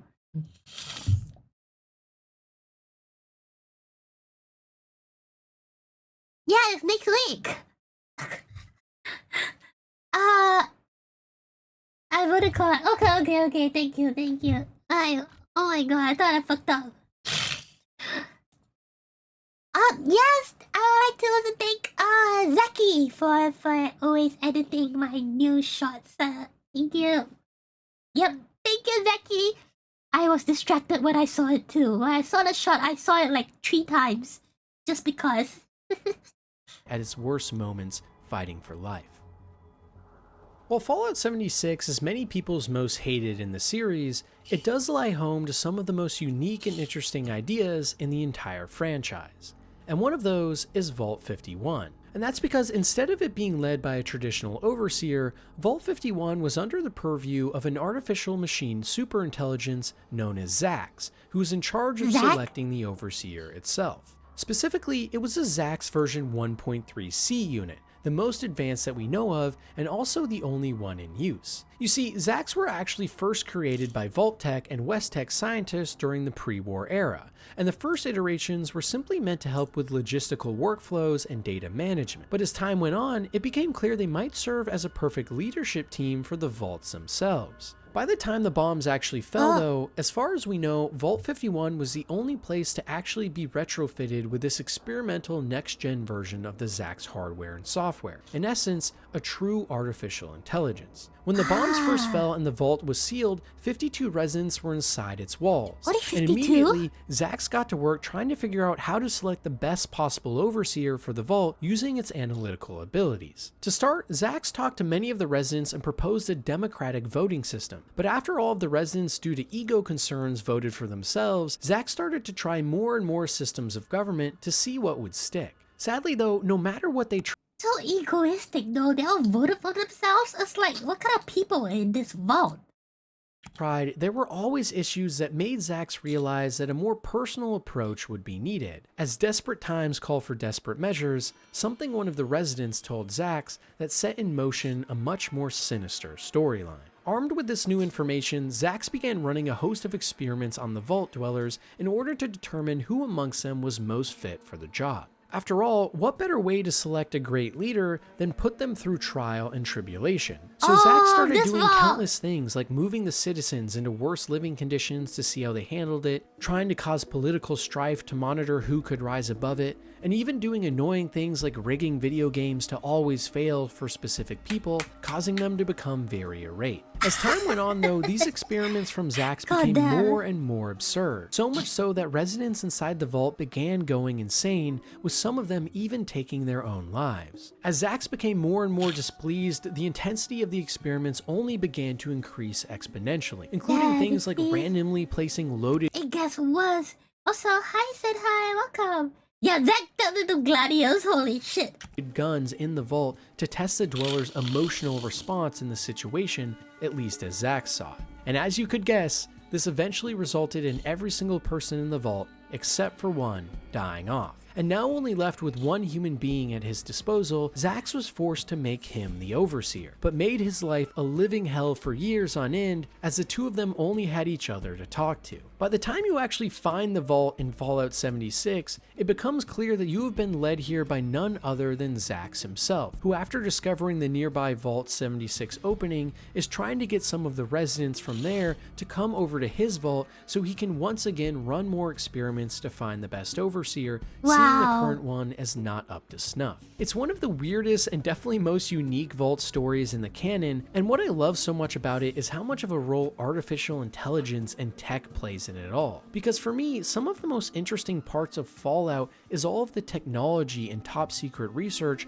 that was going on with things we might not even understand, and seeing how bad they can all turn out. And also, the Vault is a great look into how societal structures humans have come up with all have obvious flaws, and how difficult it is to find a truly great leader, and also how hard it is to craft a structure to even find one. It seems like every installment in the Fallout series is met with a large amount of love and hate alike. But one thing almost everyone agrees on is Far Harbor is one of the best things that happened to Fallout 4. This new and mysterious location is home to many new monsters, stories, and something usually unheard of for Bethesda. Oh my god, this particular vault had me like, what the fuck? She just... Writing. But for me, one of the most memorable parts of the entire DLC was actually one of the vaults that came along with it, Vault 118. Built beneath the Cliff's Edge Hotel in Far Harbor, it was originally planned as a sort of see you, Koda-sensei, thanks again for the subbies. The cat. Experiment of the higher and lower classes. Marked as an ultra-luxury portion of the hotel, the vault was supposed to be a home of 10 wealthy residents who lived in an affluent section of the interior, right next to 300 lower-class inhabitants who would have had to have listened to every single one of their demands. Inside, robots would carry out all requests from the rich dwellers, who would essentially live like old aristocracy or kings and queens. But midway through the construction of the vault, funding dried up for the more dingy second half of the experiment, and instead, at the suggestion of one of the rich financiers who was going to live inside the vault named Dr. Riggs, a researcher at General Atomics working in the robotics program, they could instead implant all of their brains into the recently developed Robo-Brain project. These strange-looking automatrons, instead of using a central processing unit or CPU, had a live human brain attached to them instead. And in the case of Vault 118, these rich financiers actually liked the idea because it gave them a much longer lifespan, meaning more time to outlive the Great War and its aftermath until a new America and utopia could be born. So I mean, at this point in time, couldn't they just be androids? Right? Why not be an android? Why have a robo-brain? Right? Oh, it's that... Sins. At this point, Sins. Couldn't you just transport your brain into a Sin body? Right? Come on! So with the help of just one human overseer inside initially, when the bombs dropped, the vault was sealed away with only construction on the nicer half done, and only a couple robo-brains inside. In Fallout 4, you actually get a signal from this vault asking you for help, and when you arrive, you discover a horde of old and rich robo-brain human hybrids who are reaching out to the outside world because of a murder mystery that has just broken out. But a mystery in this vault is so stupid. And all of the robo-brain humans are blaming each other for who did it, it, resulting in one of the most wacky but also memorable vaults in Fallout history, where It you was. must basically solve a murder and mystery by talking to everyone and uncovering dark secrets in the vault's past. And also, Exactly. a vault with some of the nicest interior decoration out there, which makes sense considering its origin. For me though, it's just another great example of how twisted and evil those with money in the Fallout universe can be, revealing that there's nothing they won't do in order to help themselves. And even more so, it's a great example of what makes Fallout such a legendary series in the first place. I mean, seriously, try and imagine something this distinct or awesome in any other series. There just are no other games like it. The little emotional because If there's it's so stupid, but it was so hilarious. I had a lot of fun in that vault, and I was like being a Sherlock Holmes, and then at the end, the Wolverine, the killer, tried to attack me, and then he's like moving so slow to me. I'm like, what the fuck? And like, I have to terminate you now. And then he's like, zig, zig, zig. And I'm like, I just slowly moved back. I just threw a fucking mini look in his face. And like, okay. It was exactly like how in a TV show, when the little brother found the cryos chamber, and the guy was like, stay still, I need to inject you, stay still. Just moving back slowly, just stupid.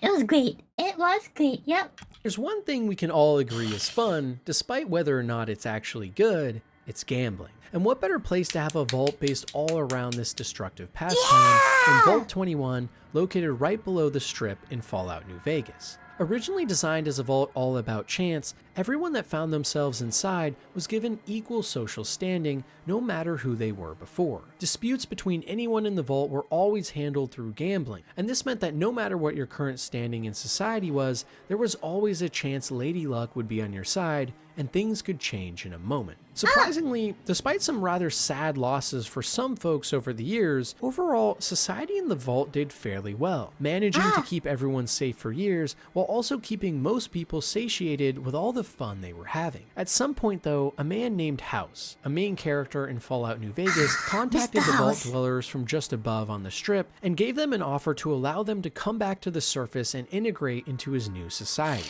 Inside the vault, there were vicious debates about what to do, but as always, the final decision came down to a multi-hour-long blackjack battle to decide the fate of the vault. Those who wanted to leave ended up winning, and when everyone else had reached the surface, House announced his plans to fill the entire vault with cement and strip it of all useful technology. Luckily though, one girl named Sarah along with her brother were able to negotiate with House, and instead he only filled a majority of the vault with cement, leaving the front section untouched, after which it was turned into a hotel for a short stint to make money on the Vegas Strip. More than anything though, the most interesting part about this vault's history lies in those early years, when quite literally the lives of everyone inside came down to nothing more than the flip of a coin, where societal structures and hierarchies all were simply random chance instead of hard work and genetics. It really did create an entirely different kind of civilian lifestyle, and while it was fun, probably also doomed the entire population in the long term, as all it took was one unlucky day to wind up with the entire facility full of cement.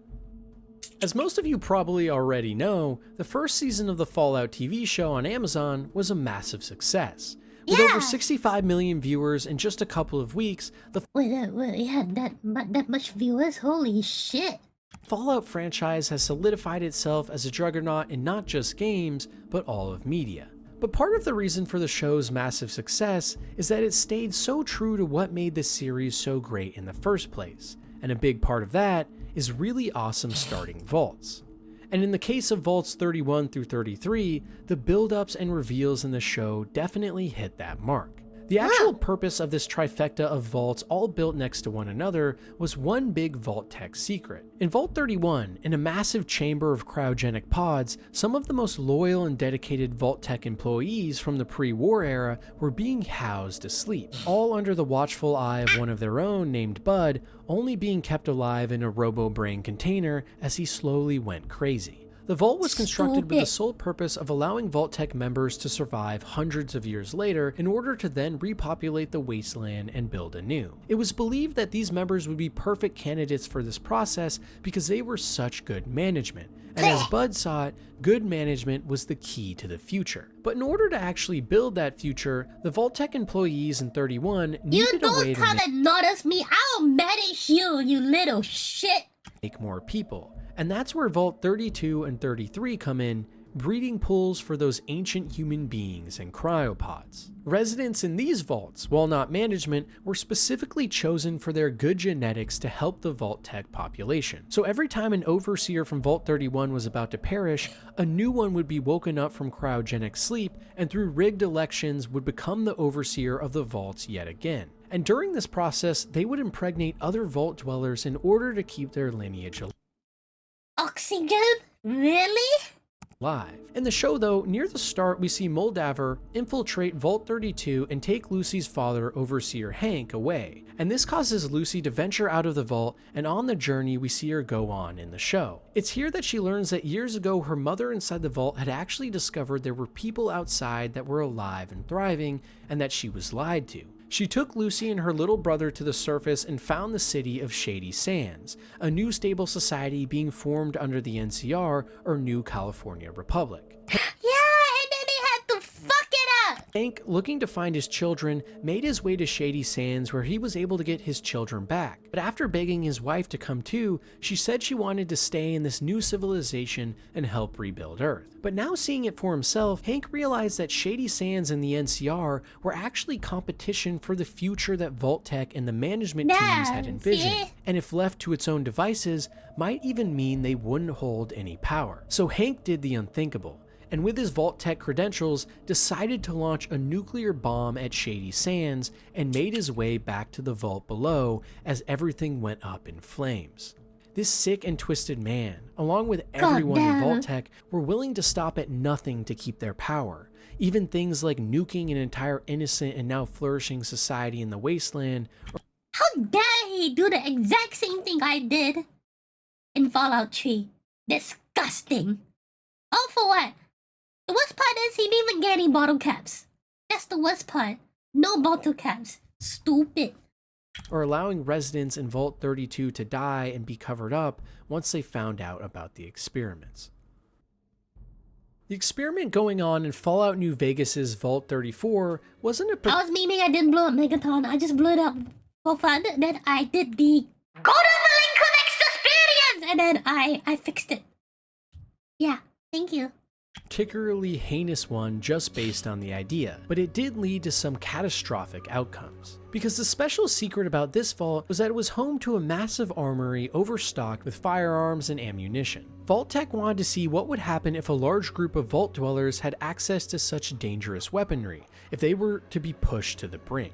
To do this, a large majority of the vault was dedicated to recreational facilities like pools and almost no room left for housing. So while at first it wasn't a big issue, over time as the vault became more and more overcrowded, distrust and riots began to break out. Foreseeing a potential issue, the overseer of the vault locked away access to the armory behind his terminal. But this didn't stop residents with guns already from staging an all-out revolution, where a huge majority of the population banded together and forced their way outside of the vault. This group later became known as the Boomers, and we were able to even find and interact with them in New Vegas. But for the vault residents that were still left inside during this chaos, they used this moment to try and gain control of the armory while the guards were preoccupied. And this only led to more disorder. Eventually though, tensions began to wane as time went on, but only for a short period, because soon after these massive events, the Overseer proclaimed a new population control measure that pissed off most of the remaining residents. So once again, a riot broke out. However, this time the riot was mainly centered around the vault itself, with many people trashing absolutely all electronics and areas to try and get into the armory that was sealed away. During this event though, somehow the door to the vault itself was permanently sealed,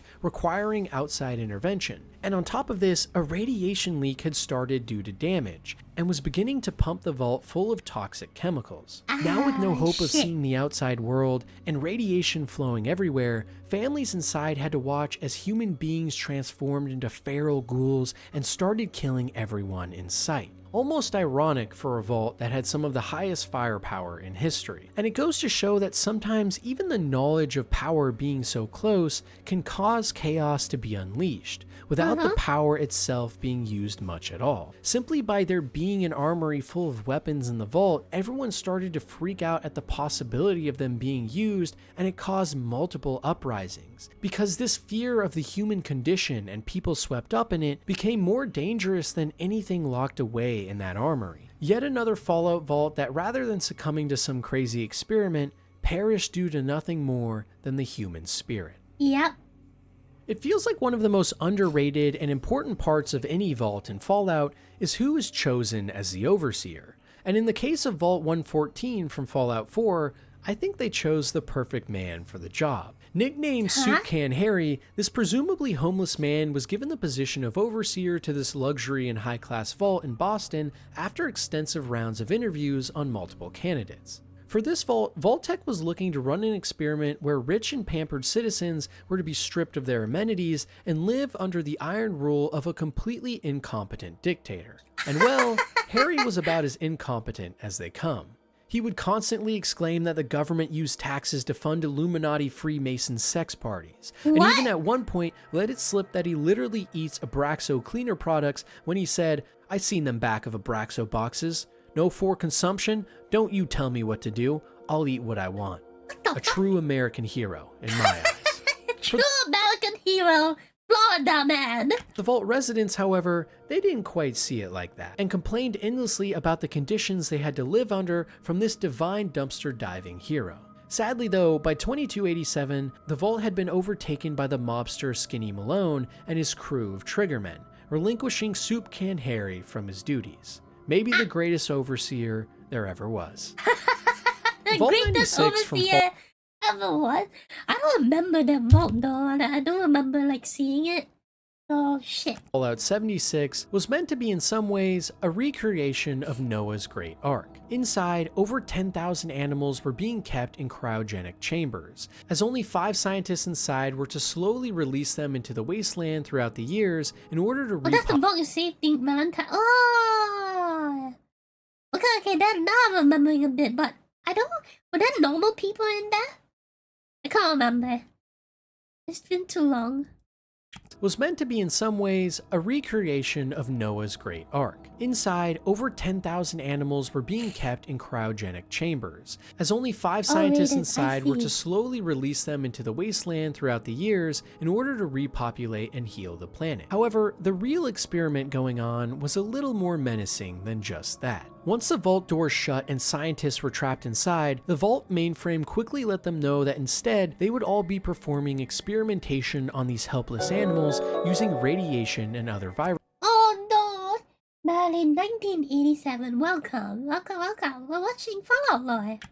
All in an effort to combat what was happening outside. Every week, the scientists had to hit a certain quota of progress, otherwise the mainframe would target them and end their lives immediately. As you can imagine, this led to a lot of stress inside this dungeon, but luckily, unbeknownst to everyone, the overseer of the vault who they hated actually over years devised a plan for them to escape. After creating a virus to upload to the mainframe, the Is this prey? What the fuck? robot turned against the vault dwellers and overseer and instantly killed all of them, but it was too late, and the mainframe was taken down in this attack, causing the vault door to be opened and all cryopods to be turned off. Suddenly, thousands of animals poured out of the vault, some which were subject to intense experimentation and even might be the cause for some of the weird and strange animals we see nowadays. But even more so, there was one special entity known as Specimen X001, which was a top secret animal from Bay 86 that none of the scientists ever even saw, but from research seemed to have abilities to bend time and space around itself. As What the fuck?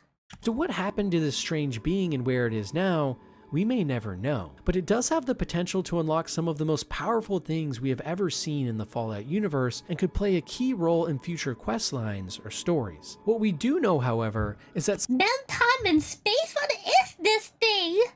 sometime after the Great Exodus event from Vault 96, an elusive businessman named Edgar Blackburn took over the now empty vault and used the technology and tools inside to help aid him on some FEV research he was doing to help humanity thrive in the wasteland. With the aid of a local group of mercenaries called the Hellcat Company, people nearby were being kidnapped and brought to this vault to be tested on with gruesome experimentation to see how to create even better and more obedient superhuman mutants with FEV. Truly, Vault 96 is just a really bad place to be. Yep. Oh, now we getting in the bad stuff. The bad stuff, the real horror. This is it, boys. Fallout is no stranger to insane human experimentation and crazy narratives, but not many reach the absolutely mind-blowing heights of the story behind Vault 22 from Fallout New Vegas. A facility that was originally constructed under the auspice of genetic and experimentation trials on crops. This was so wow to me. And other plant life, but turned out to be so much more. You see, before the Great War kicked off the nuclear Armageddon and subsequent fallout in the series, the world of Fallout was actually going through a food shortage and famine. On top of rising tensions between the biggest nations in the world and battles breaking out everywhere, people were struggling to get enough food. And because of this, Vault-Tec set up Vault 22 as a main central stage for ongoing research into advanced fertilization and crop production, along with better performing pesticides. So when the doors first shut in 2077, the scientists assigned to the Vault got to work with their research, hoping to one day leave their lives behind in this cramped palace and come out Wait, enter that on the quest to get laid? their findings on how to make better food in a new world. But yes, Rico, I keep in touch with Twitter. It's stupid. I don't like it. Neither should you. Don't support Xbox. They stupid. part of the experiment taking place here involved lots of donations from rich pre-war clients and massive organizations, one of which was an entopomathogenic fungus designed for pest control. Funguses like this work by taking over a host's body, in this case insects, and slowly taking over their mind and body, all while producing more spores that through airborne transmission reach new hosts. The insects infected with this affliction also die a gruesome death. And by the way, things like this actually exist in real life too. But nonetheless, on its own, this was no problem, as the scientists in Vault 22 were dealing with many similar fungi. Sadly though, in this case, the strange organism had actually been sent from Big MT's X-22 Botanical Garden, a nearby highly funded research facility shrouded in secrecy. Unbeknownst to the Vault dwellers, this fungus could not only infect insects, but also human beings too. At first, it was only bouts of pneumonia and problems breathing, but soon it developed into chills, a fever, and a terribly uncontrollable cough too. Soon though, entire spore colonies started to form on these human beings as they dropped to the floor dead, and millions of tiny fungus started to fill the vault. A panic ensued as these human beings began to transform into what we called spore crawlers, covered from head to toe in green, with strange appendages growing out of them. Not sure how to handle the situation, the remaining residents that were unaffected set off a gas explosion which only angered the monsters more, which started to viciously tear the survivors limb from limb, screeching in pain. But by what seemed like a stroke of luck, 118 survivors were able to somehow escape the vault without succumbing to the onslaught. And from there, they formed a small tribe that banded together and headed north to Utah, eventually making their way to Zion Canyon. Here, they found a small group of Mexican refugees who they swiftly slaughtered. Mothers, children, and anyone in the camp they could get their hands on was decimated, all in an attempt to seemingly get more supplies for themselves to stay alive. However, this was an especially strange and violent act for vault dwellers, people who are usually considered the babies of the wasteland. And a nearby native of Utah, Randall Clark, thought the same, which is why he started to spy on them and their new camp, after which he noticed everyone was endlessly coughing with some strange sickness, and many were starting to glow green. But most horrifying of all, Randall discovered that inside the camp, the Vault 22 descendants were actually eating the Mexican people alive. Utter disgust swept over Randall, and he went into an all-out war with the intruders, killing as many of them as possible, while a majority managed to flee, with no further updates being known. Without a doubt, it's one of the most insane and horrifying stories in Fallout Vault history, and goes to show that even the facilities created with the best intentions always devolve into something much more sick and twisted. And now with many of these spore crawlers out in the wasteland spreading their fungus and infecting more people, it makes you wonder how many of the monsters we see out in the wasteland are due to radiation, and how many are nothing more than human beings performing unforgettable monstrosities, creating the spore crawlers or gulpers like Vault 4. When I think about the worst possible thing that could happen in vaults and Fallout, a lot of the time it comes down to not just detestable acts of violence or physical torture, but even more so, mental anguish. And what better way to cause something like that than the experiment that went on in Vault 106 from Fallout 3. Inside the vault, a horde of people were being contained under the watchful eye of scientists, where after only 10 days inside post the bombs falling in the Great War, the test was supposed to begin. Under the parameters, for 30 minutes, a set of highly potent psychoactive drugs were to be released into every chamber in the vault, causing mass hysteria and hallucination. And well, it worked. Multiple of the dwellers in the vault suddenly became enraged, along with seeing and hearing strange beings that were all around them. In an instant, some of them even began to gnaw away at their own bodies, or attack other innocent people around them, even family members. But most peculiar of all, the question around what these psychoactive drugs even are and the purpose of their testing comes into play. And well, we might just get our answer for what they were when we visit the vault 200 years later in Fallout 3. Because inside, we find that not only are there multiple dead bodies and scenes of torture, but those psychoactive drugs are still being pumped into the vault. It seems like what was supposed to be just a short test to study the effects of people losing their minds never actually stopped. And even more strange, as you start to explore the vault even more, it becomes apparent that the dead bodies aren't the only things down here. You find some people labeled as survivors that are still alive and in good mental standing, including a family trapped in a room fending for their lives. And it makes us start to ask the question, what exactly is going on here? And even more peculiar, if you get to the very bottom of the vault, you find an evil scientist in a lab coat still fully alive, presumably a person who was instrumental in the initial experiment. But remember, this vault is now over 200 years old, so anyone inside would presumably be the same age or more, and considering they aren't ghoulified, something really insane is going on. One explanation could be that the people inside are raiders or other explorers like yourself who came in to get a look and became trapped. But that wouldn't explain how they have been able to handle the non-stop barrage of this psychoactive drug for so long. After all, the initial experiment of only 30 minutes was supposed to turn most people into brainless monsters. So what if something even crazier was going on? Maybe while these drugs were surely supposed to kill most people, they weren't supposed to affect everyone. And what if these tests being done here were actually something that made a lot of sense for Vault Tech and their research?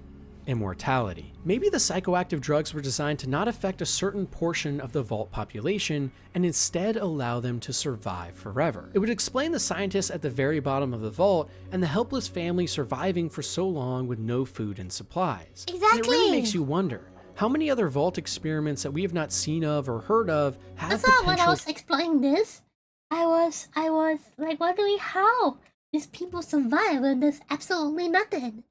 Crazy twists like this.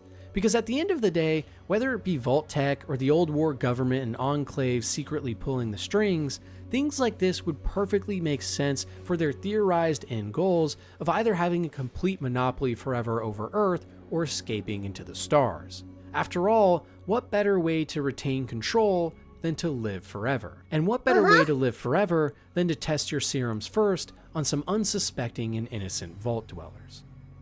Most forms of torture in vaults in the Fallout series are pretty on the nose. Well, we're still watching the Fallout series. They take the shape in the form of very obvious things, like direct violence, experimentation, or commands. But in the case of Vault 19 from Fallout New Vegas, things were a lot more. I wouldn't mind to live forever if I can choose when I want to pass. Well, just more subtle. Instead of inducing severe paranoia through chemical or violent means, instead, this experiment into driving vault residents mad was to be done through nothing but subtle subliminal messaging. Constantly, as residents inside tried to make themselves at home, they would be subjugated to random, highly pitched noises, unusual drafts of air from vents, or quick flashes of lights blinking in patterns that seemed to resemble some sort of code. And because of all of this, many people inside started to go crazy with paranoia, blaming others for malfunctions in the vault or claiming that they were being drugged or watched. Unbeknownst to most of them though, behind it all, overseers and scientists were monitoring everything, slowly driving everyone more and more into madness. In fact, when exploring the vault If herself, anyone wants a tarot reading, you know. Records from the doctor's office that explain how many residents were starting to experience full-on psychosis or extreme bouts of anger. However, most of the knowledge of the vault stops there, as when hundreds of years later, when the Powder Gangers led by Samuel Cook discovered the vault and used its facilities, it had already been abandoned, with no final ending to what happened to be found. Some even believe that the original residents may have escaped at some point and are now roaming the wasteland paranoid that everyone is out to get them, killing anyone they find on sight. In fact, maybe a good amount of raiders we find in game, rather than being born to the harsh surface, were born to even more harsh underground experiments like this. We may never know. If you were to find yourself in Vault 3 from Fallout New Vegas, you likely initially would have been very relieved, as it's one of the few control vaults in the series that simply serves as an underground paradise to live in until being opened hundreds of years later after the bombs fall to repopulate the planet. However, as seems to be the case with many things in the Fallout series, not everything went according to plan. At some point during the Vault residents' stay, a large water leak in one of the internal piping systems burst, and this started to cause flooding in large portions of the vault. Concerned for their safety and with no other options, a decision was made to open the vault in order to look for outside help. And this quickly resulted in the inhabitants of Vault 3 finding locals in the wasteland and trading with them for parts to repair the broken pipes. Sadly though, some of these people they interacted with were actually part of a ruthless drug-addicted band of raiders called the Fiends, who were even rumored to eat people alive. The Fiends managed to trick the vault dwellers into letting them inside, after which they mercilessly slaughtered and killed everyone without any remorse, with some rumors even stating that they would use the skin of those they killed as masks. Ever since then, the Fiends have managed to retain control of this vital landmark, and it's helped them not only garner more resources, but serves as a strategic spot to combat against adversaries in the wasteland. But more than anything, Vault 3 shows that no matter where you are in Fallout, even the most happy and mundane vaults out there, you only are one small catastrophe away from watching your entire family be slaughtered and eaten before your eyes.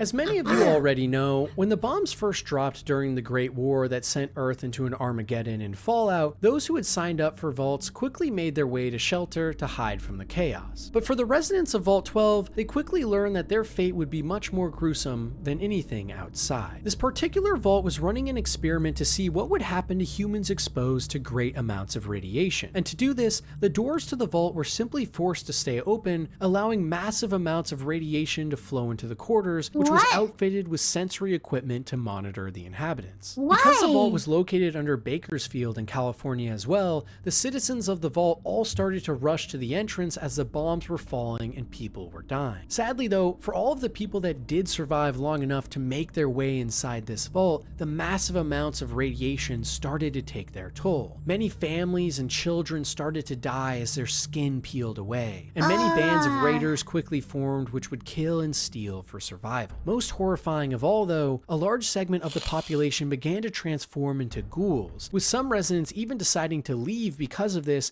and set out into the wasteland to find a better home. The remaining ghouls that did stay though founded the city of Necropolis, also known as the City of the Dead, which is a ghoul and plague-filled megastructure built over the ruins of Bakersfield. These ghouls were all led under the banner of Set, a tyrannical monstrosity whose face has become completely unrecognizable due to all of the radiation that has been pumped into his soul, and this resulted in a very well-known and avoided city in the wasteland. Regardless though, even imagining the conditions that the initial inhabitants must have been under in Vault 12 is utterly catastrophic. The screams and agony that must have filled the vault during its initial years is staggering, and the pain and suffering that these people went through due to no fault of their own is so sad to see. For at least a little while, life would have been somewhat harmonious in Vault 94 from Fallout 76. You see, inside was an entire group of non-violent individuals, all hand-chosen for their uniquely pacifistic attitudes, mostly due to religious values. Even with cramped living quarters and no access to weapons to defend themselves, this vault carried on for years in relative prosperity with round-the-clock sermons and feel-good vibes. But little did the vault dwellers So is this what, some meditation vault? inside know that the real experiment of this place was only just about to begin. Because Vault 94's experiment was actually to see what would happen if non-violent pacifists were to come into contact with the outside wasteland post-war. Would happiness ensue, or something much, much worse? Well, as you probably guessed, this is Fallout, so it was the latter. After sending out some envoys to spread the news that the Vault dwellers wanted to help the wasteland and join with others, allowing them inside to be healthy,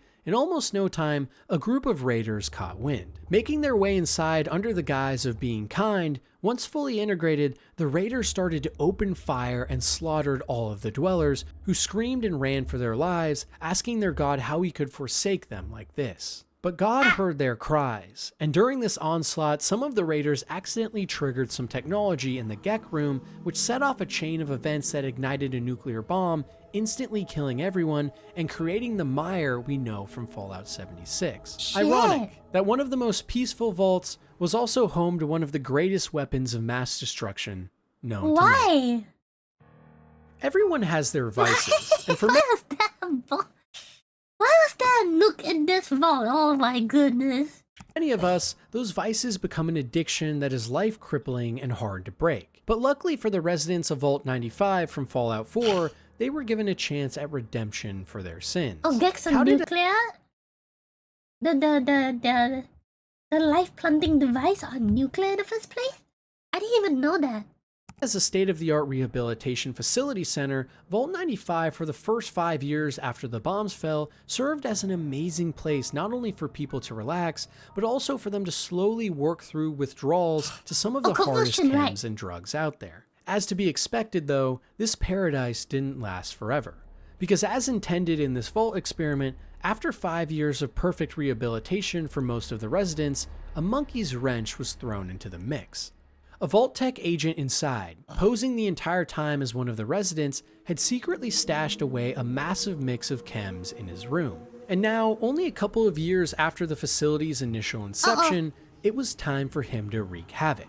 Quickly revealing the stash of drugs to everyone else in the vault, in no time, a select handful immediately relapsed and started to huff and inject everything in sight, becoming maddened and drug-induced maniacs. For others, they locked themselves in their room and covered their ears as they heard the screams of fighting and riots outside, begging themselves to keep their promises to stay sober. And for even more people, it quickly became apparent that this entire vault was nothing but a ruse, and they took up arms and started to kill or damage any Vault Tech property in sight. As the fumes of countless chems filled the air, along with blood and gore, those hiding in their rooms quickly realized that they had not been offered redemption at all, but rather a one-way ticket to hell. Just another example of the sadistic lengths Vault Tech would go to, all in an effort to get research and simply have what they would call fun, preying on other people's biggest weaknesses in their most dire times of need. Now, utter insanity here. The real shit. The beginning days of Vault 11 in Fallout New Vegas would have been some of the best. Spacious living quarters, good food, and a lot of friends to confide in. But those precious days would only last for a short while, because soon after the Vault's initiation, it became clear what the experiment for Vault Tech was really going to be, and it turned out to be one of the most infamous and insane in history. Every year, the Overseer was instructed that one person in the vault must be sacrificed to the internal vault mainframe. Otherwise, the entire vault would be filled with gas and everyone would perish. Initially though, the first Overseer hid this information from participants signing up to live in the vault walls. So when it was finally revealed after people were sealed away post the bombs falling, a riot broke out and it was voted that the first person to die would be the Overseer himself. And well, this tradition stuck, And from that point forward, every year a new person would be voted in as the overseer, after which they served their term for a short time, and then they had to sacrifice themselves to the vault mainframe in order to appease it and prevent mass genocide. This cycle carried on for over a decade, and slowly over time many different so-called voting blocks began to form, who would put up posters all around the vault on who everyone should vote for, and band together as a tribe to ensure none of their own people would get the overseer position. The strongest of these blocks, known as the Justice Block, was led by a man named Roy, who had recently gotten into an altercation with another vault dweller named Nathan. Because of Roy and the Justice Block's power, it became clear that their hatred of Nathan would surely result in him becoming the next overseer and promptly dying afterwards. So his wife Catherine Stone went to the Justice Block and begged and pleaded them to let her husband go. After all, he was a good family man and he didn't deserve the harsh treatment. Horrifyingly though, the Justice Block agreed to not vote for Nathan on one condition. They would all have to constantly have their way with Catherine whenever they wanted, one of the most twisted forms of sexual coercion the series has ever seen.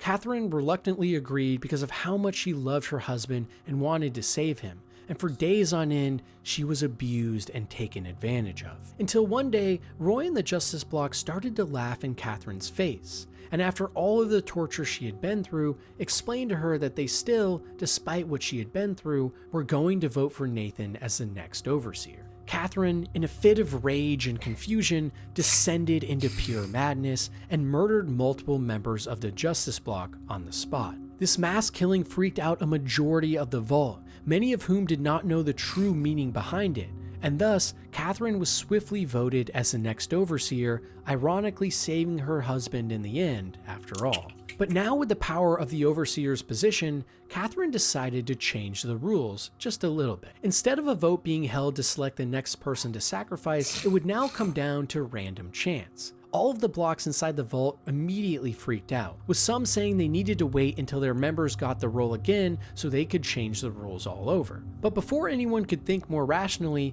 more riots started to break out, and all of the blocks started to go into an all-out war, resulting in the deaths of almost everyone inside of the vault until only 5 people remained.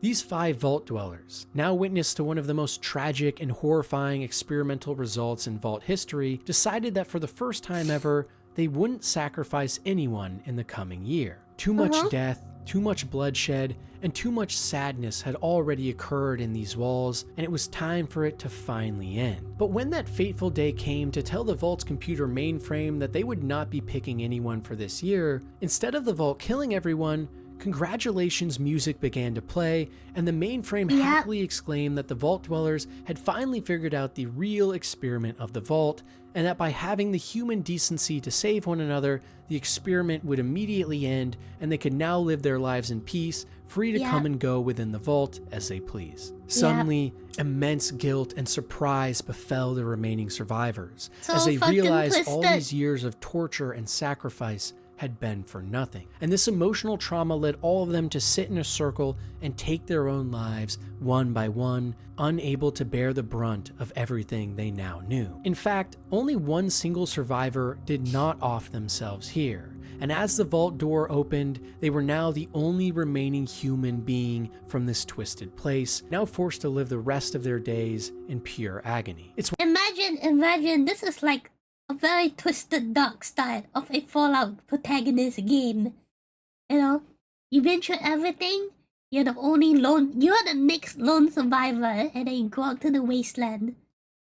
Very dark beginning, but it does make a good Fallout start. It's one of the most twisted vault stories in the entire Fallout franchise, without question. And it goes to show that when humanity has their backs against the wall, sometimes it can result in the most horrifying things out there. A vault full of betrayal and sacrifice alike, both for good and bad reasons, and also a strict reminder of how far we will go as humans to protect ourselves and those we care about when our lives are on the line. Wait, that person was a Korean? Wait, really?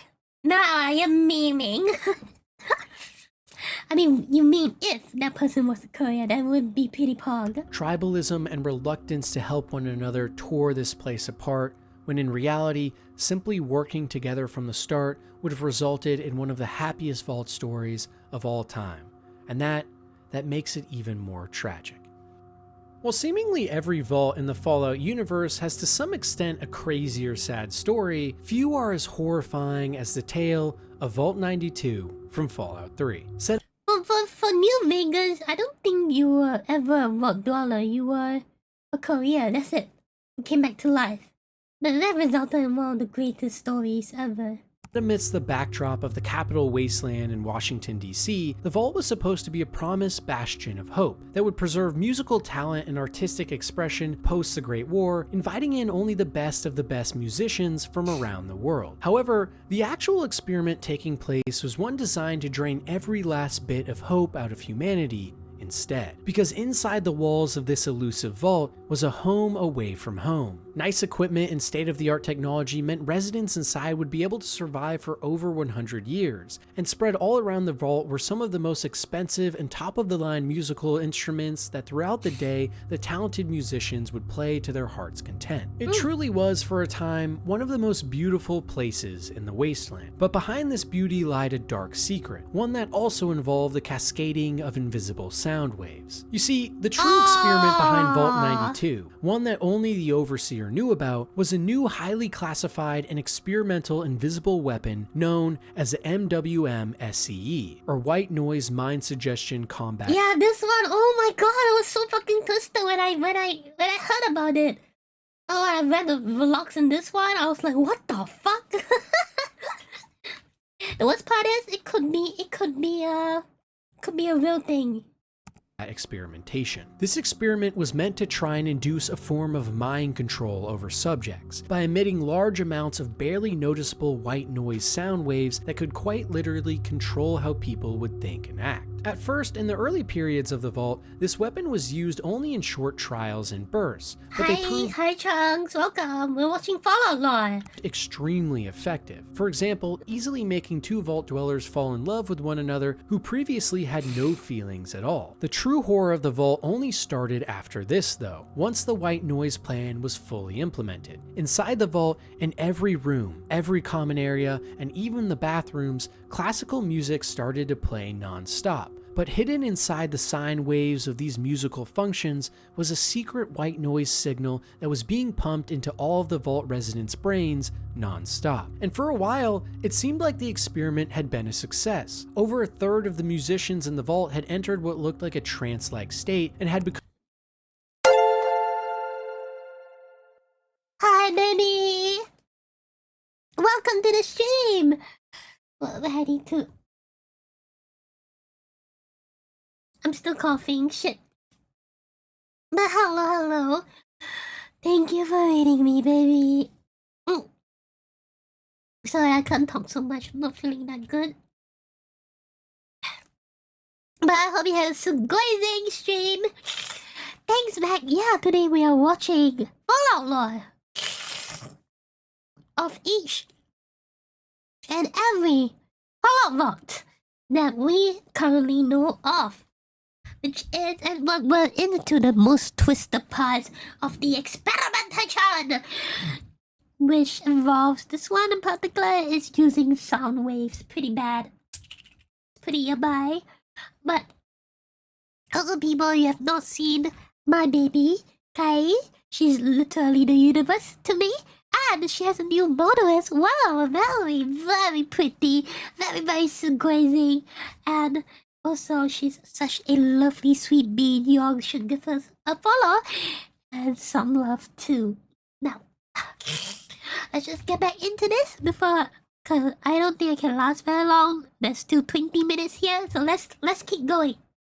Become completely obedient, meaning the hope for using this technology for full control of humanity in the future looked bright. But suddenly, just as things started to look promising, they took a turn for the worst. Some of the residents in this trance-like state started to deteriorate quickly, with some quickly ripping their own skin off of their faces and eyes out of their sockets, screaming and grunting like wild animals. Others succumbed to a maddening rage and started to attack other residents, pulling their bodies apart limb from limb as they banged their mutilated bodies into walls, screaming for help. And maybe even more horrifying, others would simply fall to the ground and look aimlessly into space, trapped now in their own minds, endlessly in a nightmare of sorts, locked in with nowhere to hide. It was quite clear that the white noise signal was the cause, but fearing a shutdown of all of the research, the overseer ordered the remaining security guards to instead open fire on the innocent residents as the minds of everyone inside quickly warped into prisons of pure torture, the likes of which we couldn't even imagine. Blood and gore covered the walls of each section of the vault. Human souls haunted the halls, and still inside, the rings of this invisible contagion raged on. And as the final hours came upon this possessed place, the foundations started to crack as a massive flood of water entered the vault, sealing away some of the biggest horrors in history. Not only was there a secret experiment going on that the residents had no idea would happen, but the vault itself was built next to a huge underwater reservoir of water that looked to almost be purposely there to destroy the experiment forever after it was done. Without a doubt, one of the most appalling and dreadful situations that any vault residents have ever been put into. Because in a way, as scary as the outside world can be, especially the world of Fallout, the scariest things are always what come from within us, inside our minds, and the prisons and nightmares that they can subject us to. Even with Especially this, along with the one that did. At the end of the day, you know, they just didn't have to sacrifice anyone. Congratulations! Oh my goodness, that was really just a little bit of a push from something like white noise. One of the worst parts about any Fallout vault is all of the innocent people that are attached to these twisted and sick underground dungeons. And do you know what is more innocent than anything out there? Kids. And that's why the experiment that took place in Vault 75 from Fallout 4 may be one of the most disturbing of all time. Located directly beneath a Boston school, this vault lured in unsuspecting families by giving them all subsidized vault access in the event of bombs falling, all in close proximity to where their children would be. But at the dawn of the Great War, when all of these families made their way to the vault, once inside, the parents were immediately separated from all I could see that happening too, but this is worse. What? Children, as they were told they had to undergo orientation, after which they were all put into a room and slaughtered like cattle. Now alone and afraid, the kids were gathered up by the scientists in the vault and locked away in rooms for further study. Because in You heard that? You heard that? You want to repeat it? the vault is all of these separated. Experiment that took place in Vault 75 from Fallout 4 may be one of the most disturbing of all time. Located directly beneath a Boston school, this vault lured in unsuspecting families by giving them all subsidized vault access in the event of bombs falling, all in close proximity to where their children would be. But at the dawn of the Great War, when all of these families made their way to the vault, once inside, the parents were immediately separated from all of the children as they were told they had to undergo orientation, after which they were all put into a room and slaughtered like cattle. Yep. They fucked the parents up. Now alone and afraid, the kids were gathered up by the scientists in the vault and locked away in rooms for further study. Because in Vault 75, the real experiment going on was a study into so-called refinement of human genetics. For years, the children were brainwashed by the scientists about the outside world that they called Up Top Land and how it was a horrible and mean place to live, which scared any of the kids away from trying to break out. And this gave researchers in the vault You see? Acceptable. If they have monster stream, those are vomiting, they faint. It's acceptable. Only those two. Each test if risk arises. True experimentation. It's pretty fucked up. ample time to experiment on human embryos and young children alike, trying to make the strongest and smartest human beings possible. The most horrifying part of all, though, only happened once each child turned 18. For those that were very intelligent but not strong, admittance into the research team was granted, after which they would torture many other children that they called friends for years. For the 18-year-olds who were amongst the strongest, immediately on their birthday, they would be taken away and harvested for their organs for further research and experimentation. And saddest of all, the 18-year-olds who displayed no superior genetics or abilities were discombobulated and stripped of skin in front of an audience. Truly, one of the most sick and twisted vault experiments in Fallout, not only because of the gruesome nature of the tests and trials, but also because of the people. That's the discombobulation chamber.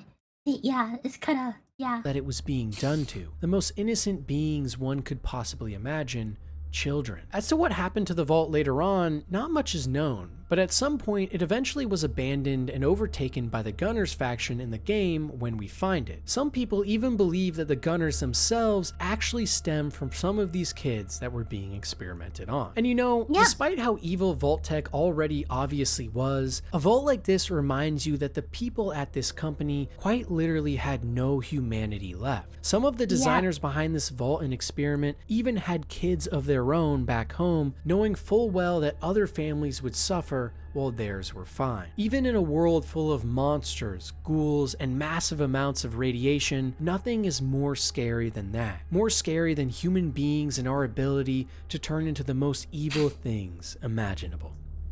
As human beings, we crave attention. Constantly, whether it be on social media, fictional worlds, or even in real life, the true goal of most people is to be admired in the eyes of others. So when constructing Vault 77 in Fallout before the Great War, scientists wanted to test this exact idea. On the day the bombs fell, a broadcast was sent out to all citizens who were to make their way into the vault. But when one lonely person got there, a man referred to as the Puppet Man, for which you will see why later, he noticed that he quite literally was the only person in the vault. Confused, he looked all around yelling for help from other people, but there was no answer, and suddenly he heard the vault door closing. He rushed to the entrance, but it was too late, as he banged on the door screaming and pleading to be let out. But as hours turned into days, and days to weeks, it became clear to the Puppet Man this wasn't going to happen. Even though there was ample food and water to survive inside, especially for just one man, he slowly started to descend into madness, crying and screaming constantly, asking for help or where everyone had gone. He would pace back and forth constantly, draw on walls, or sing tunes to himself in made-up languages, all to try and maintain composure in this heinous experiment. But just on the verge of committing the unthinkable and ending his own life, he stumbled upon something strange, something he had missed in one of the corners of the vault before, a massive box of puppets. Because he had had no stimuli for so long now, the man quickly gravitated towards the box and started to play with the puppets to keep himself occupied. He put on fake plays, gave all of the puppets names, and created elaborate backstories to fill in their characters. But then, something strange happened, and one of the puppets started talking back. Astounded, the man freaked out and jumped for joy. It looked like he finally was going to have what he needed most, friends. For days on end, the man would talk to the puppets using different voices for each, talking to himself with just his hands. And he even crafted full-on storylines and drama between many of the different puppets, all in an attempt to maintain the little bit of sanity he still had left. But one day, in this twisted fairy tale created in his diseased mind, a murder occurred. The king puppet, maybe one of the single most important, had perished, and everyone in the puppet town was up in arms, not sure who to blame. But talking with a Vault Boy puppet, the man was told it was in fact him who had done the killing of the king. Horrified at what he had done, and scared for his life at the hands of these inanimate objects who he talked to through himself, the lone vault dweller and his one Vault Boy puppet made an attempt to escape the vault with the puppet firmly attached to the man's hand. But when they got to the entrance, an even bigger discovery was made. The vault door was already open, and not only that, it looked like it had been opened for years. This lone man, driven to insanity through isolation and nothing to do, hadn't even noticed his freedom had been there the whole time, instead dipping deeper and deeper into madness at the hands of his own mind, creating a false reality. However, at this point it was too late, and the lone dweller now stepped out of the vault. Yo, man, how's your vault, man? It could have been better, my dude. Look at him, it's a fucking goal. No longer a man, but a monster. In the wasteland, there are tales that the first band of raiders the man encountered laughed at him in awe of how strange he was, taking him back to their camp to show others. But all we know is that when the raiders were later found, they and their entire camp had been massacred, with blood and human organs spread everywhere, and the smiling face of a man and his demented puppet on his hand, miles away walking the wastes. And it makes you wonder, was the experiment about protecting this one man from all of civilization, or protecting all of civilization from this one man? Something we may never know. Oh man, yeah, from that particular vault, he became befriended the ants. He befriended this giant monster. Apparently, and is fucking superhuman. Guns don't hurt him. And he's fucking strong. I think, like, I'm not sure, but I've seen rumors of him in, I think, New Vegas. Like, there was some lore about the puppet man, and they were like so fucking scared of him. Everyone's like terrified of him. I'm like, what the fuck? It makes you wonder, was the experiment about protecting this one man from all of civilization, or protecting all of civilization from this one man? Something we may never know.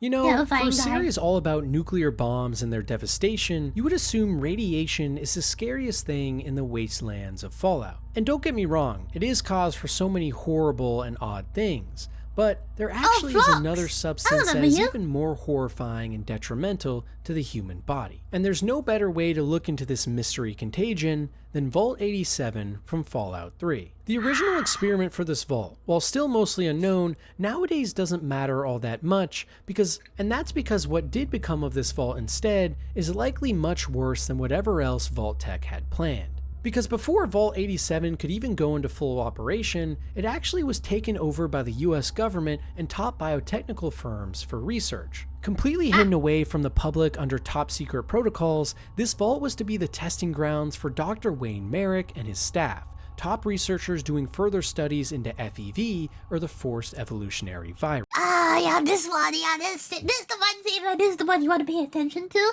Yeah, this one. And yeah, there was a terminal that mentions about crazy man walking on the puppet in New Vegas. So considering that vault was opened very recently, no, opened early, leading to the events of Fallout, that guy also became immortal. Yeah, the puppet man is unaging as well. Because, yeah. When the bombs dropped, he left in like 5 years, the vault. And then he survived all the way to New Vegas era. That guy is fucking OP, you know? Actually, OP, little son bitch. For those of you that don't know, FEV was originally created by the United States government in 2073, 4 years before the bombs fell, as a countermeasure of sorts to China's bioweapons program. Originally called the Pan-Immunity Virion Project, the United States was looking for a way to genetically enhance US citizens through injection to biological— Unlikely someone else found the puppet and went insane though. There's only one puppet man with that kind of overwhelming power. So, shut the fuck up, Jacob! make them immune to China's new contagions. However, the program turned out to be a lot more sinister than was intended, and after animal trials for only a few years, human beings were next. And one of the facilities where extensive testing was done was Vault 87 in the Capital Wasteland. Inside, multiple male and female test subjects were kidnapped and strapped to chains on chairs. Wait, who's powerful? Wait. Understandable. Wait, Sadie, look, unless it's the puppet, who's powerful? Maybe the puppet itself is a legendary artifact. Wasteland. Inside, multiple male and female test subjects were kidnapped and strapped to chains on chairs in rooms with one-way glass. Outside these rooms, scientists would sit and monitor as they slowly injected each subject with varying amounts of FEV and waited for results. For the males, their upper body strength began to massively improve, and for both males and females, the toughness of their skin gradually increased along with the thickness. But along with this, also came massively elevated levels of anxiety and aggression. And suddenly, some of the subjects started to form harrowing mutations on their body in the form of massive swells of pus-filled balls, with some even becoming enraged and trying to escape and kill on sight. Because of this, immediately most of the subjects were terminated without remorse. But over time, the remaining test subjects themselves were eventually able to rebel, even with the extensive security protocols. These subjects, Oh, these human God. beings, had been transformed into massive hulking monstrosities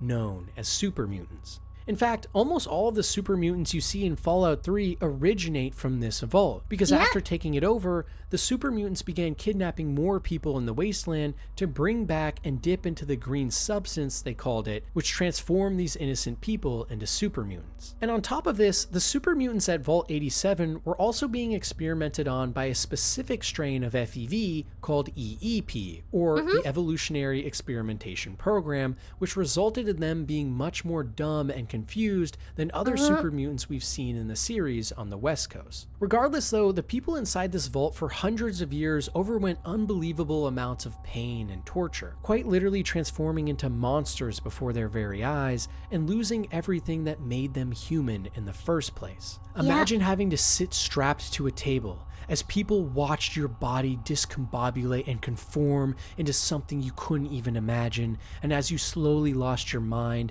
and understanding of the universe. Going to this vault in Fallout 3, it's a long reminder of this past, and you will find many dead test subjects and blood and gore in multiple rooms, along with countless logs about what really happened at this top secret test facility, committing some of the most heinous acts imaginable. And it really makes you stop and think when you Draco, with how dense you can be sometimes, I think you're a vault scientist. Vault tech scientist sometimes. Cause you realize our actual governments in real life have done similar things like this before, and it's crazy to know that things this evil can actually happen.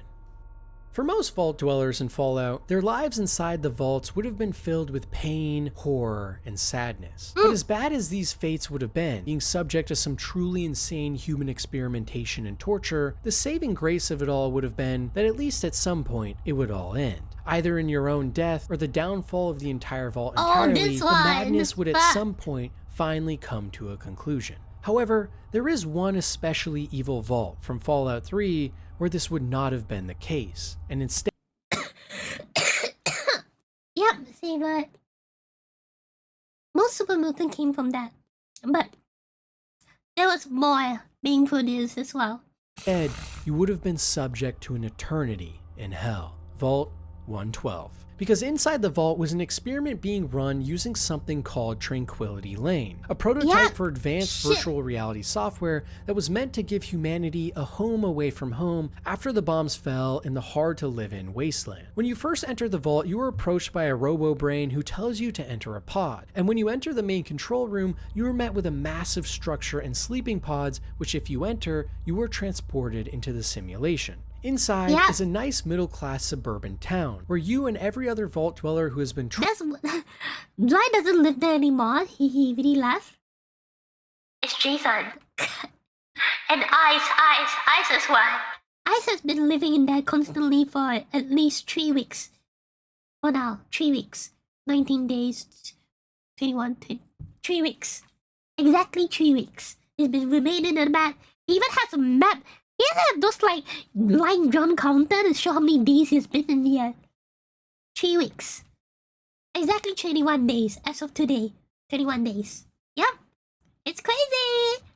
trapped here for years is living out their lives in pure bliss. It actually seems really nice at first, especially compared to most of the other places you have been to in Fallout 3, but quickly, this facade drops. As you approach an innocent-looking girl near the playground, an older German man's voice greets you, and you slowly uncover the true meaning behind this experiment. The voice you are hearing is none other than Dr. Braun, creator of the Garden of Eden creation kit, and he brings to your attention that he is actually running this experiment over and over for his own sick pleasure. He is connected to a nearby pod outside the main facility, and inside the simulation, he is over and over. Yeah, the voice of this is a old man. Yeah, it's kind of twisted. Hi, Jason! Big love.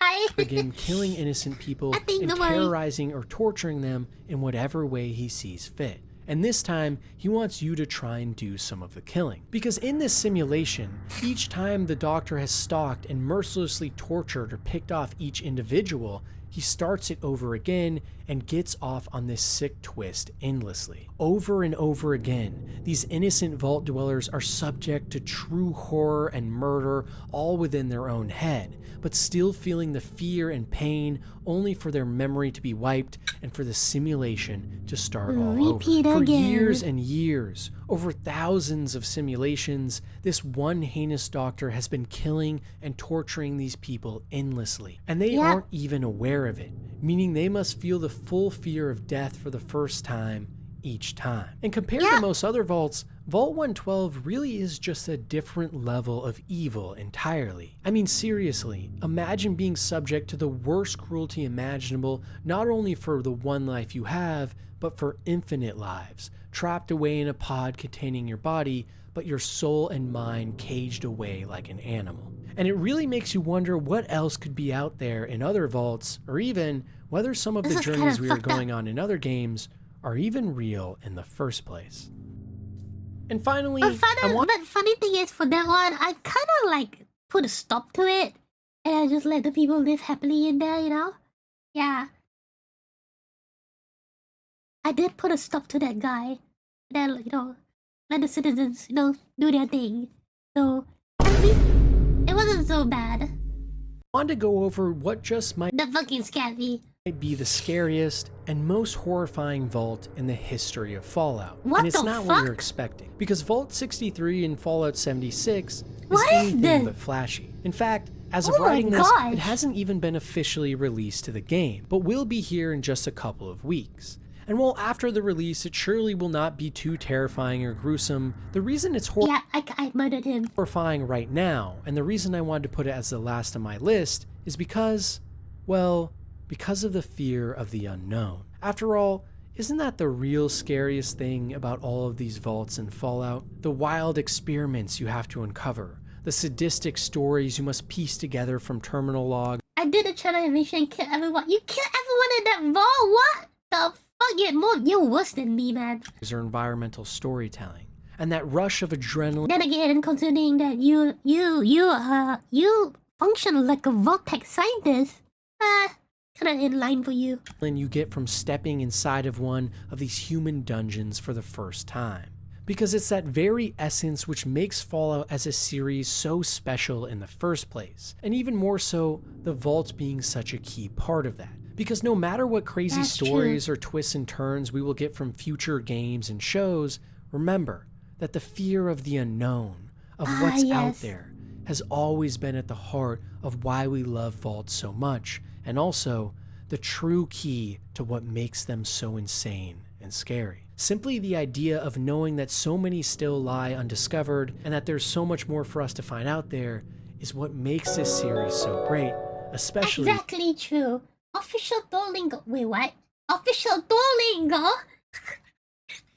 Thank you. Thanks for following Official Duolingo. Yeah. Okay, it's kind of weird, but I did use Duolingo to learn Chinese again, so it's good. Yeah. When a lot of it is probably extremely heinous things. Wait, Official Duolingo. Thank you. Wow. Appreciate you. 私はあなたの両親がいます。ごめんな。私は日本語はわかりませんですよ。I don't know Japanese. I know Chinese. I use Duolingo to learn Chinese, not Japanese. So I'm sorry. Things we couldn't even imagine. And that's why we all love Fallout. That is exactly true. But as always, thank you guys so much for watching. Videos like this take an absolutely massive amount of time and effort. That's why, with over 50-page scripts, support him? tons of research, and days of editing. So I really appreciate all of the love and support, and especially for any of you who have joined the membership program or leave your super thanks donations on all of the videos. It does mean a lot that you are enjoying the content so much, and I really appreciate it. And I'm always focused on making things better and better. This dude's pretty pog. I subscribed to him because it was pretty well done. It's pretty, very, very good. Very good, pacing and stuffies. So, I would love to check him out more. And for those who were wondering what the hell is all about Fallout lore, see, this is truly it. This is mostly it. This only covers the vaults. It doesn't cover what happens on the wasteland. But it does touch a bit on what happens on the wasteland, like Shady says, where distinct Santas came from. So hopefully for people who are asking questions and wondering what happened, and all the in-game stuff from watching the Amazon series, this answers your question. So that's all for today as well. Very informative video. I don't know what else this guy has.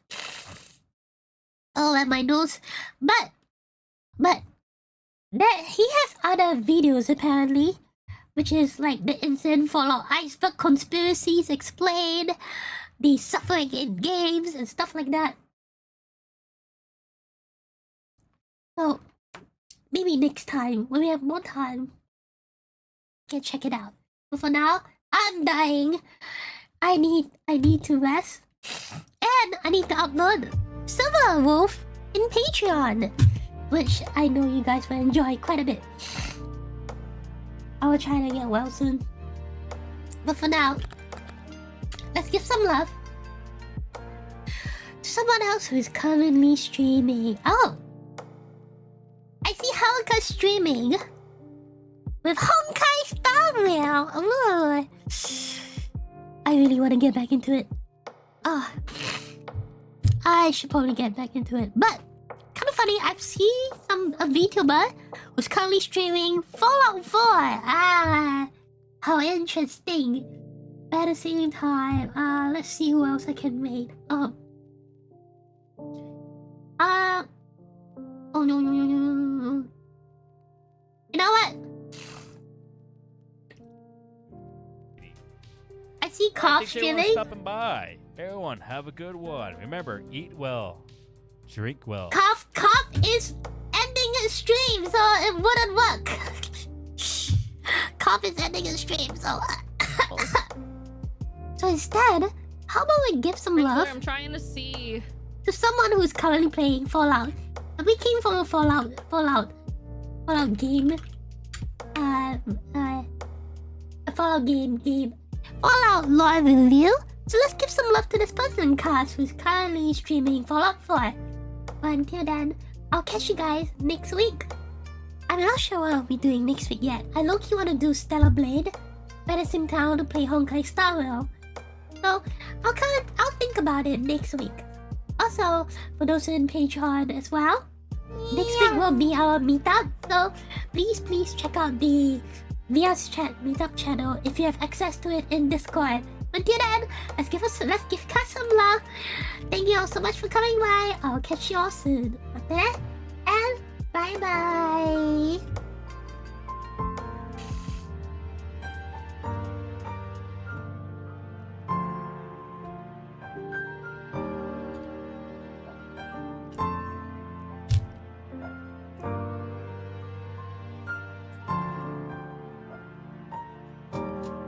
Ignore the audio, it was an accident.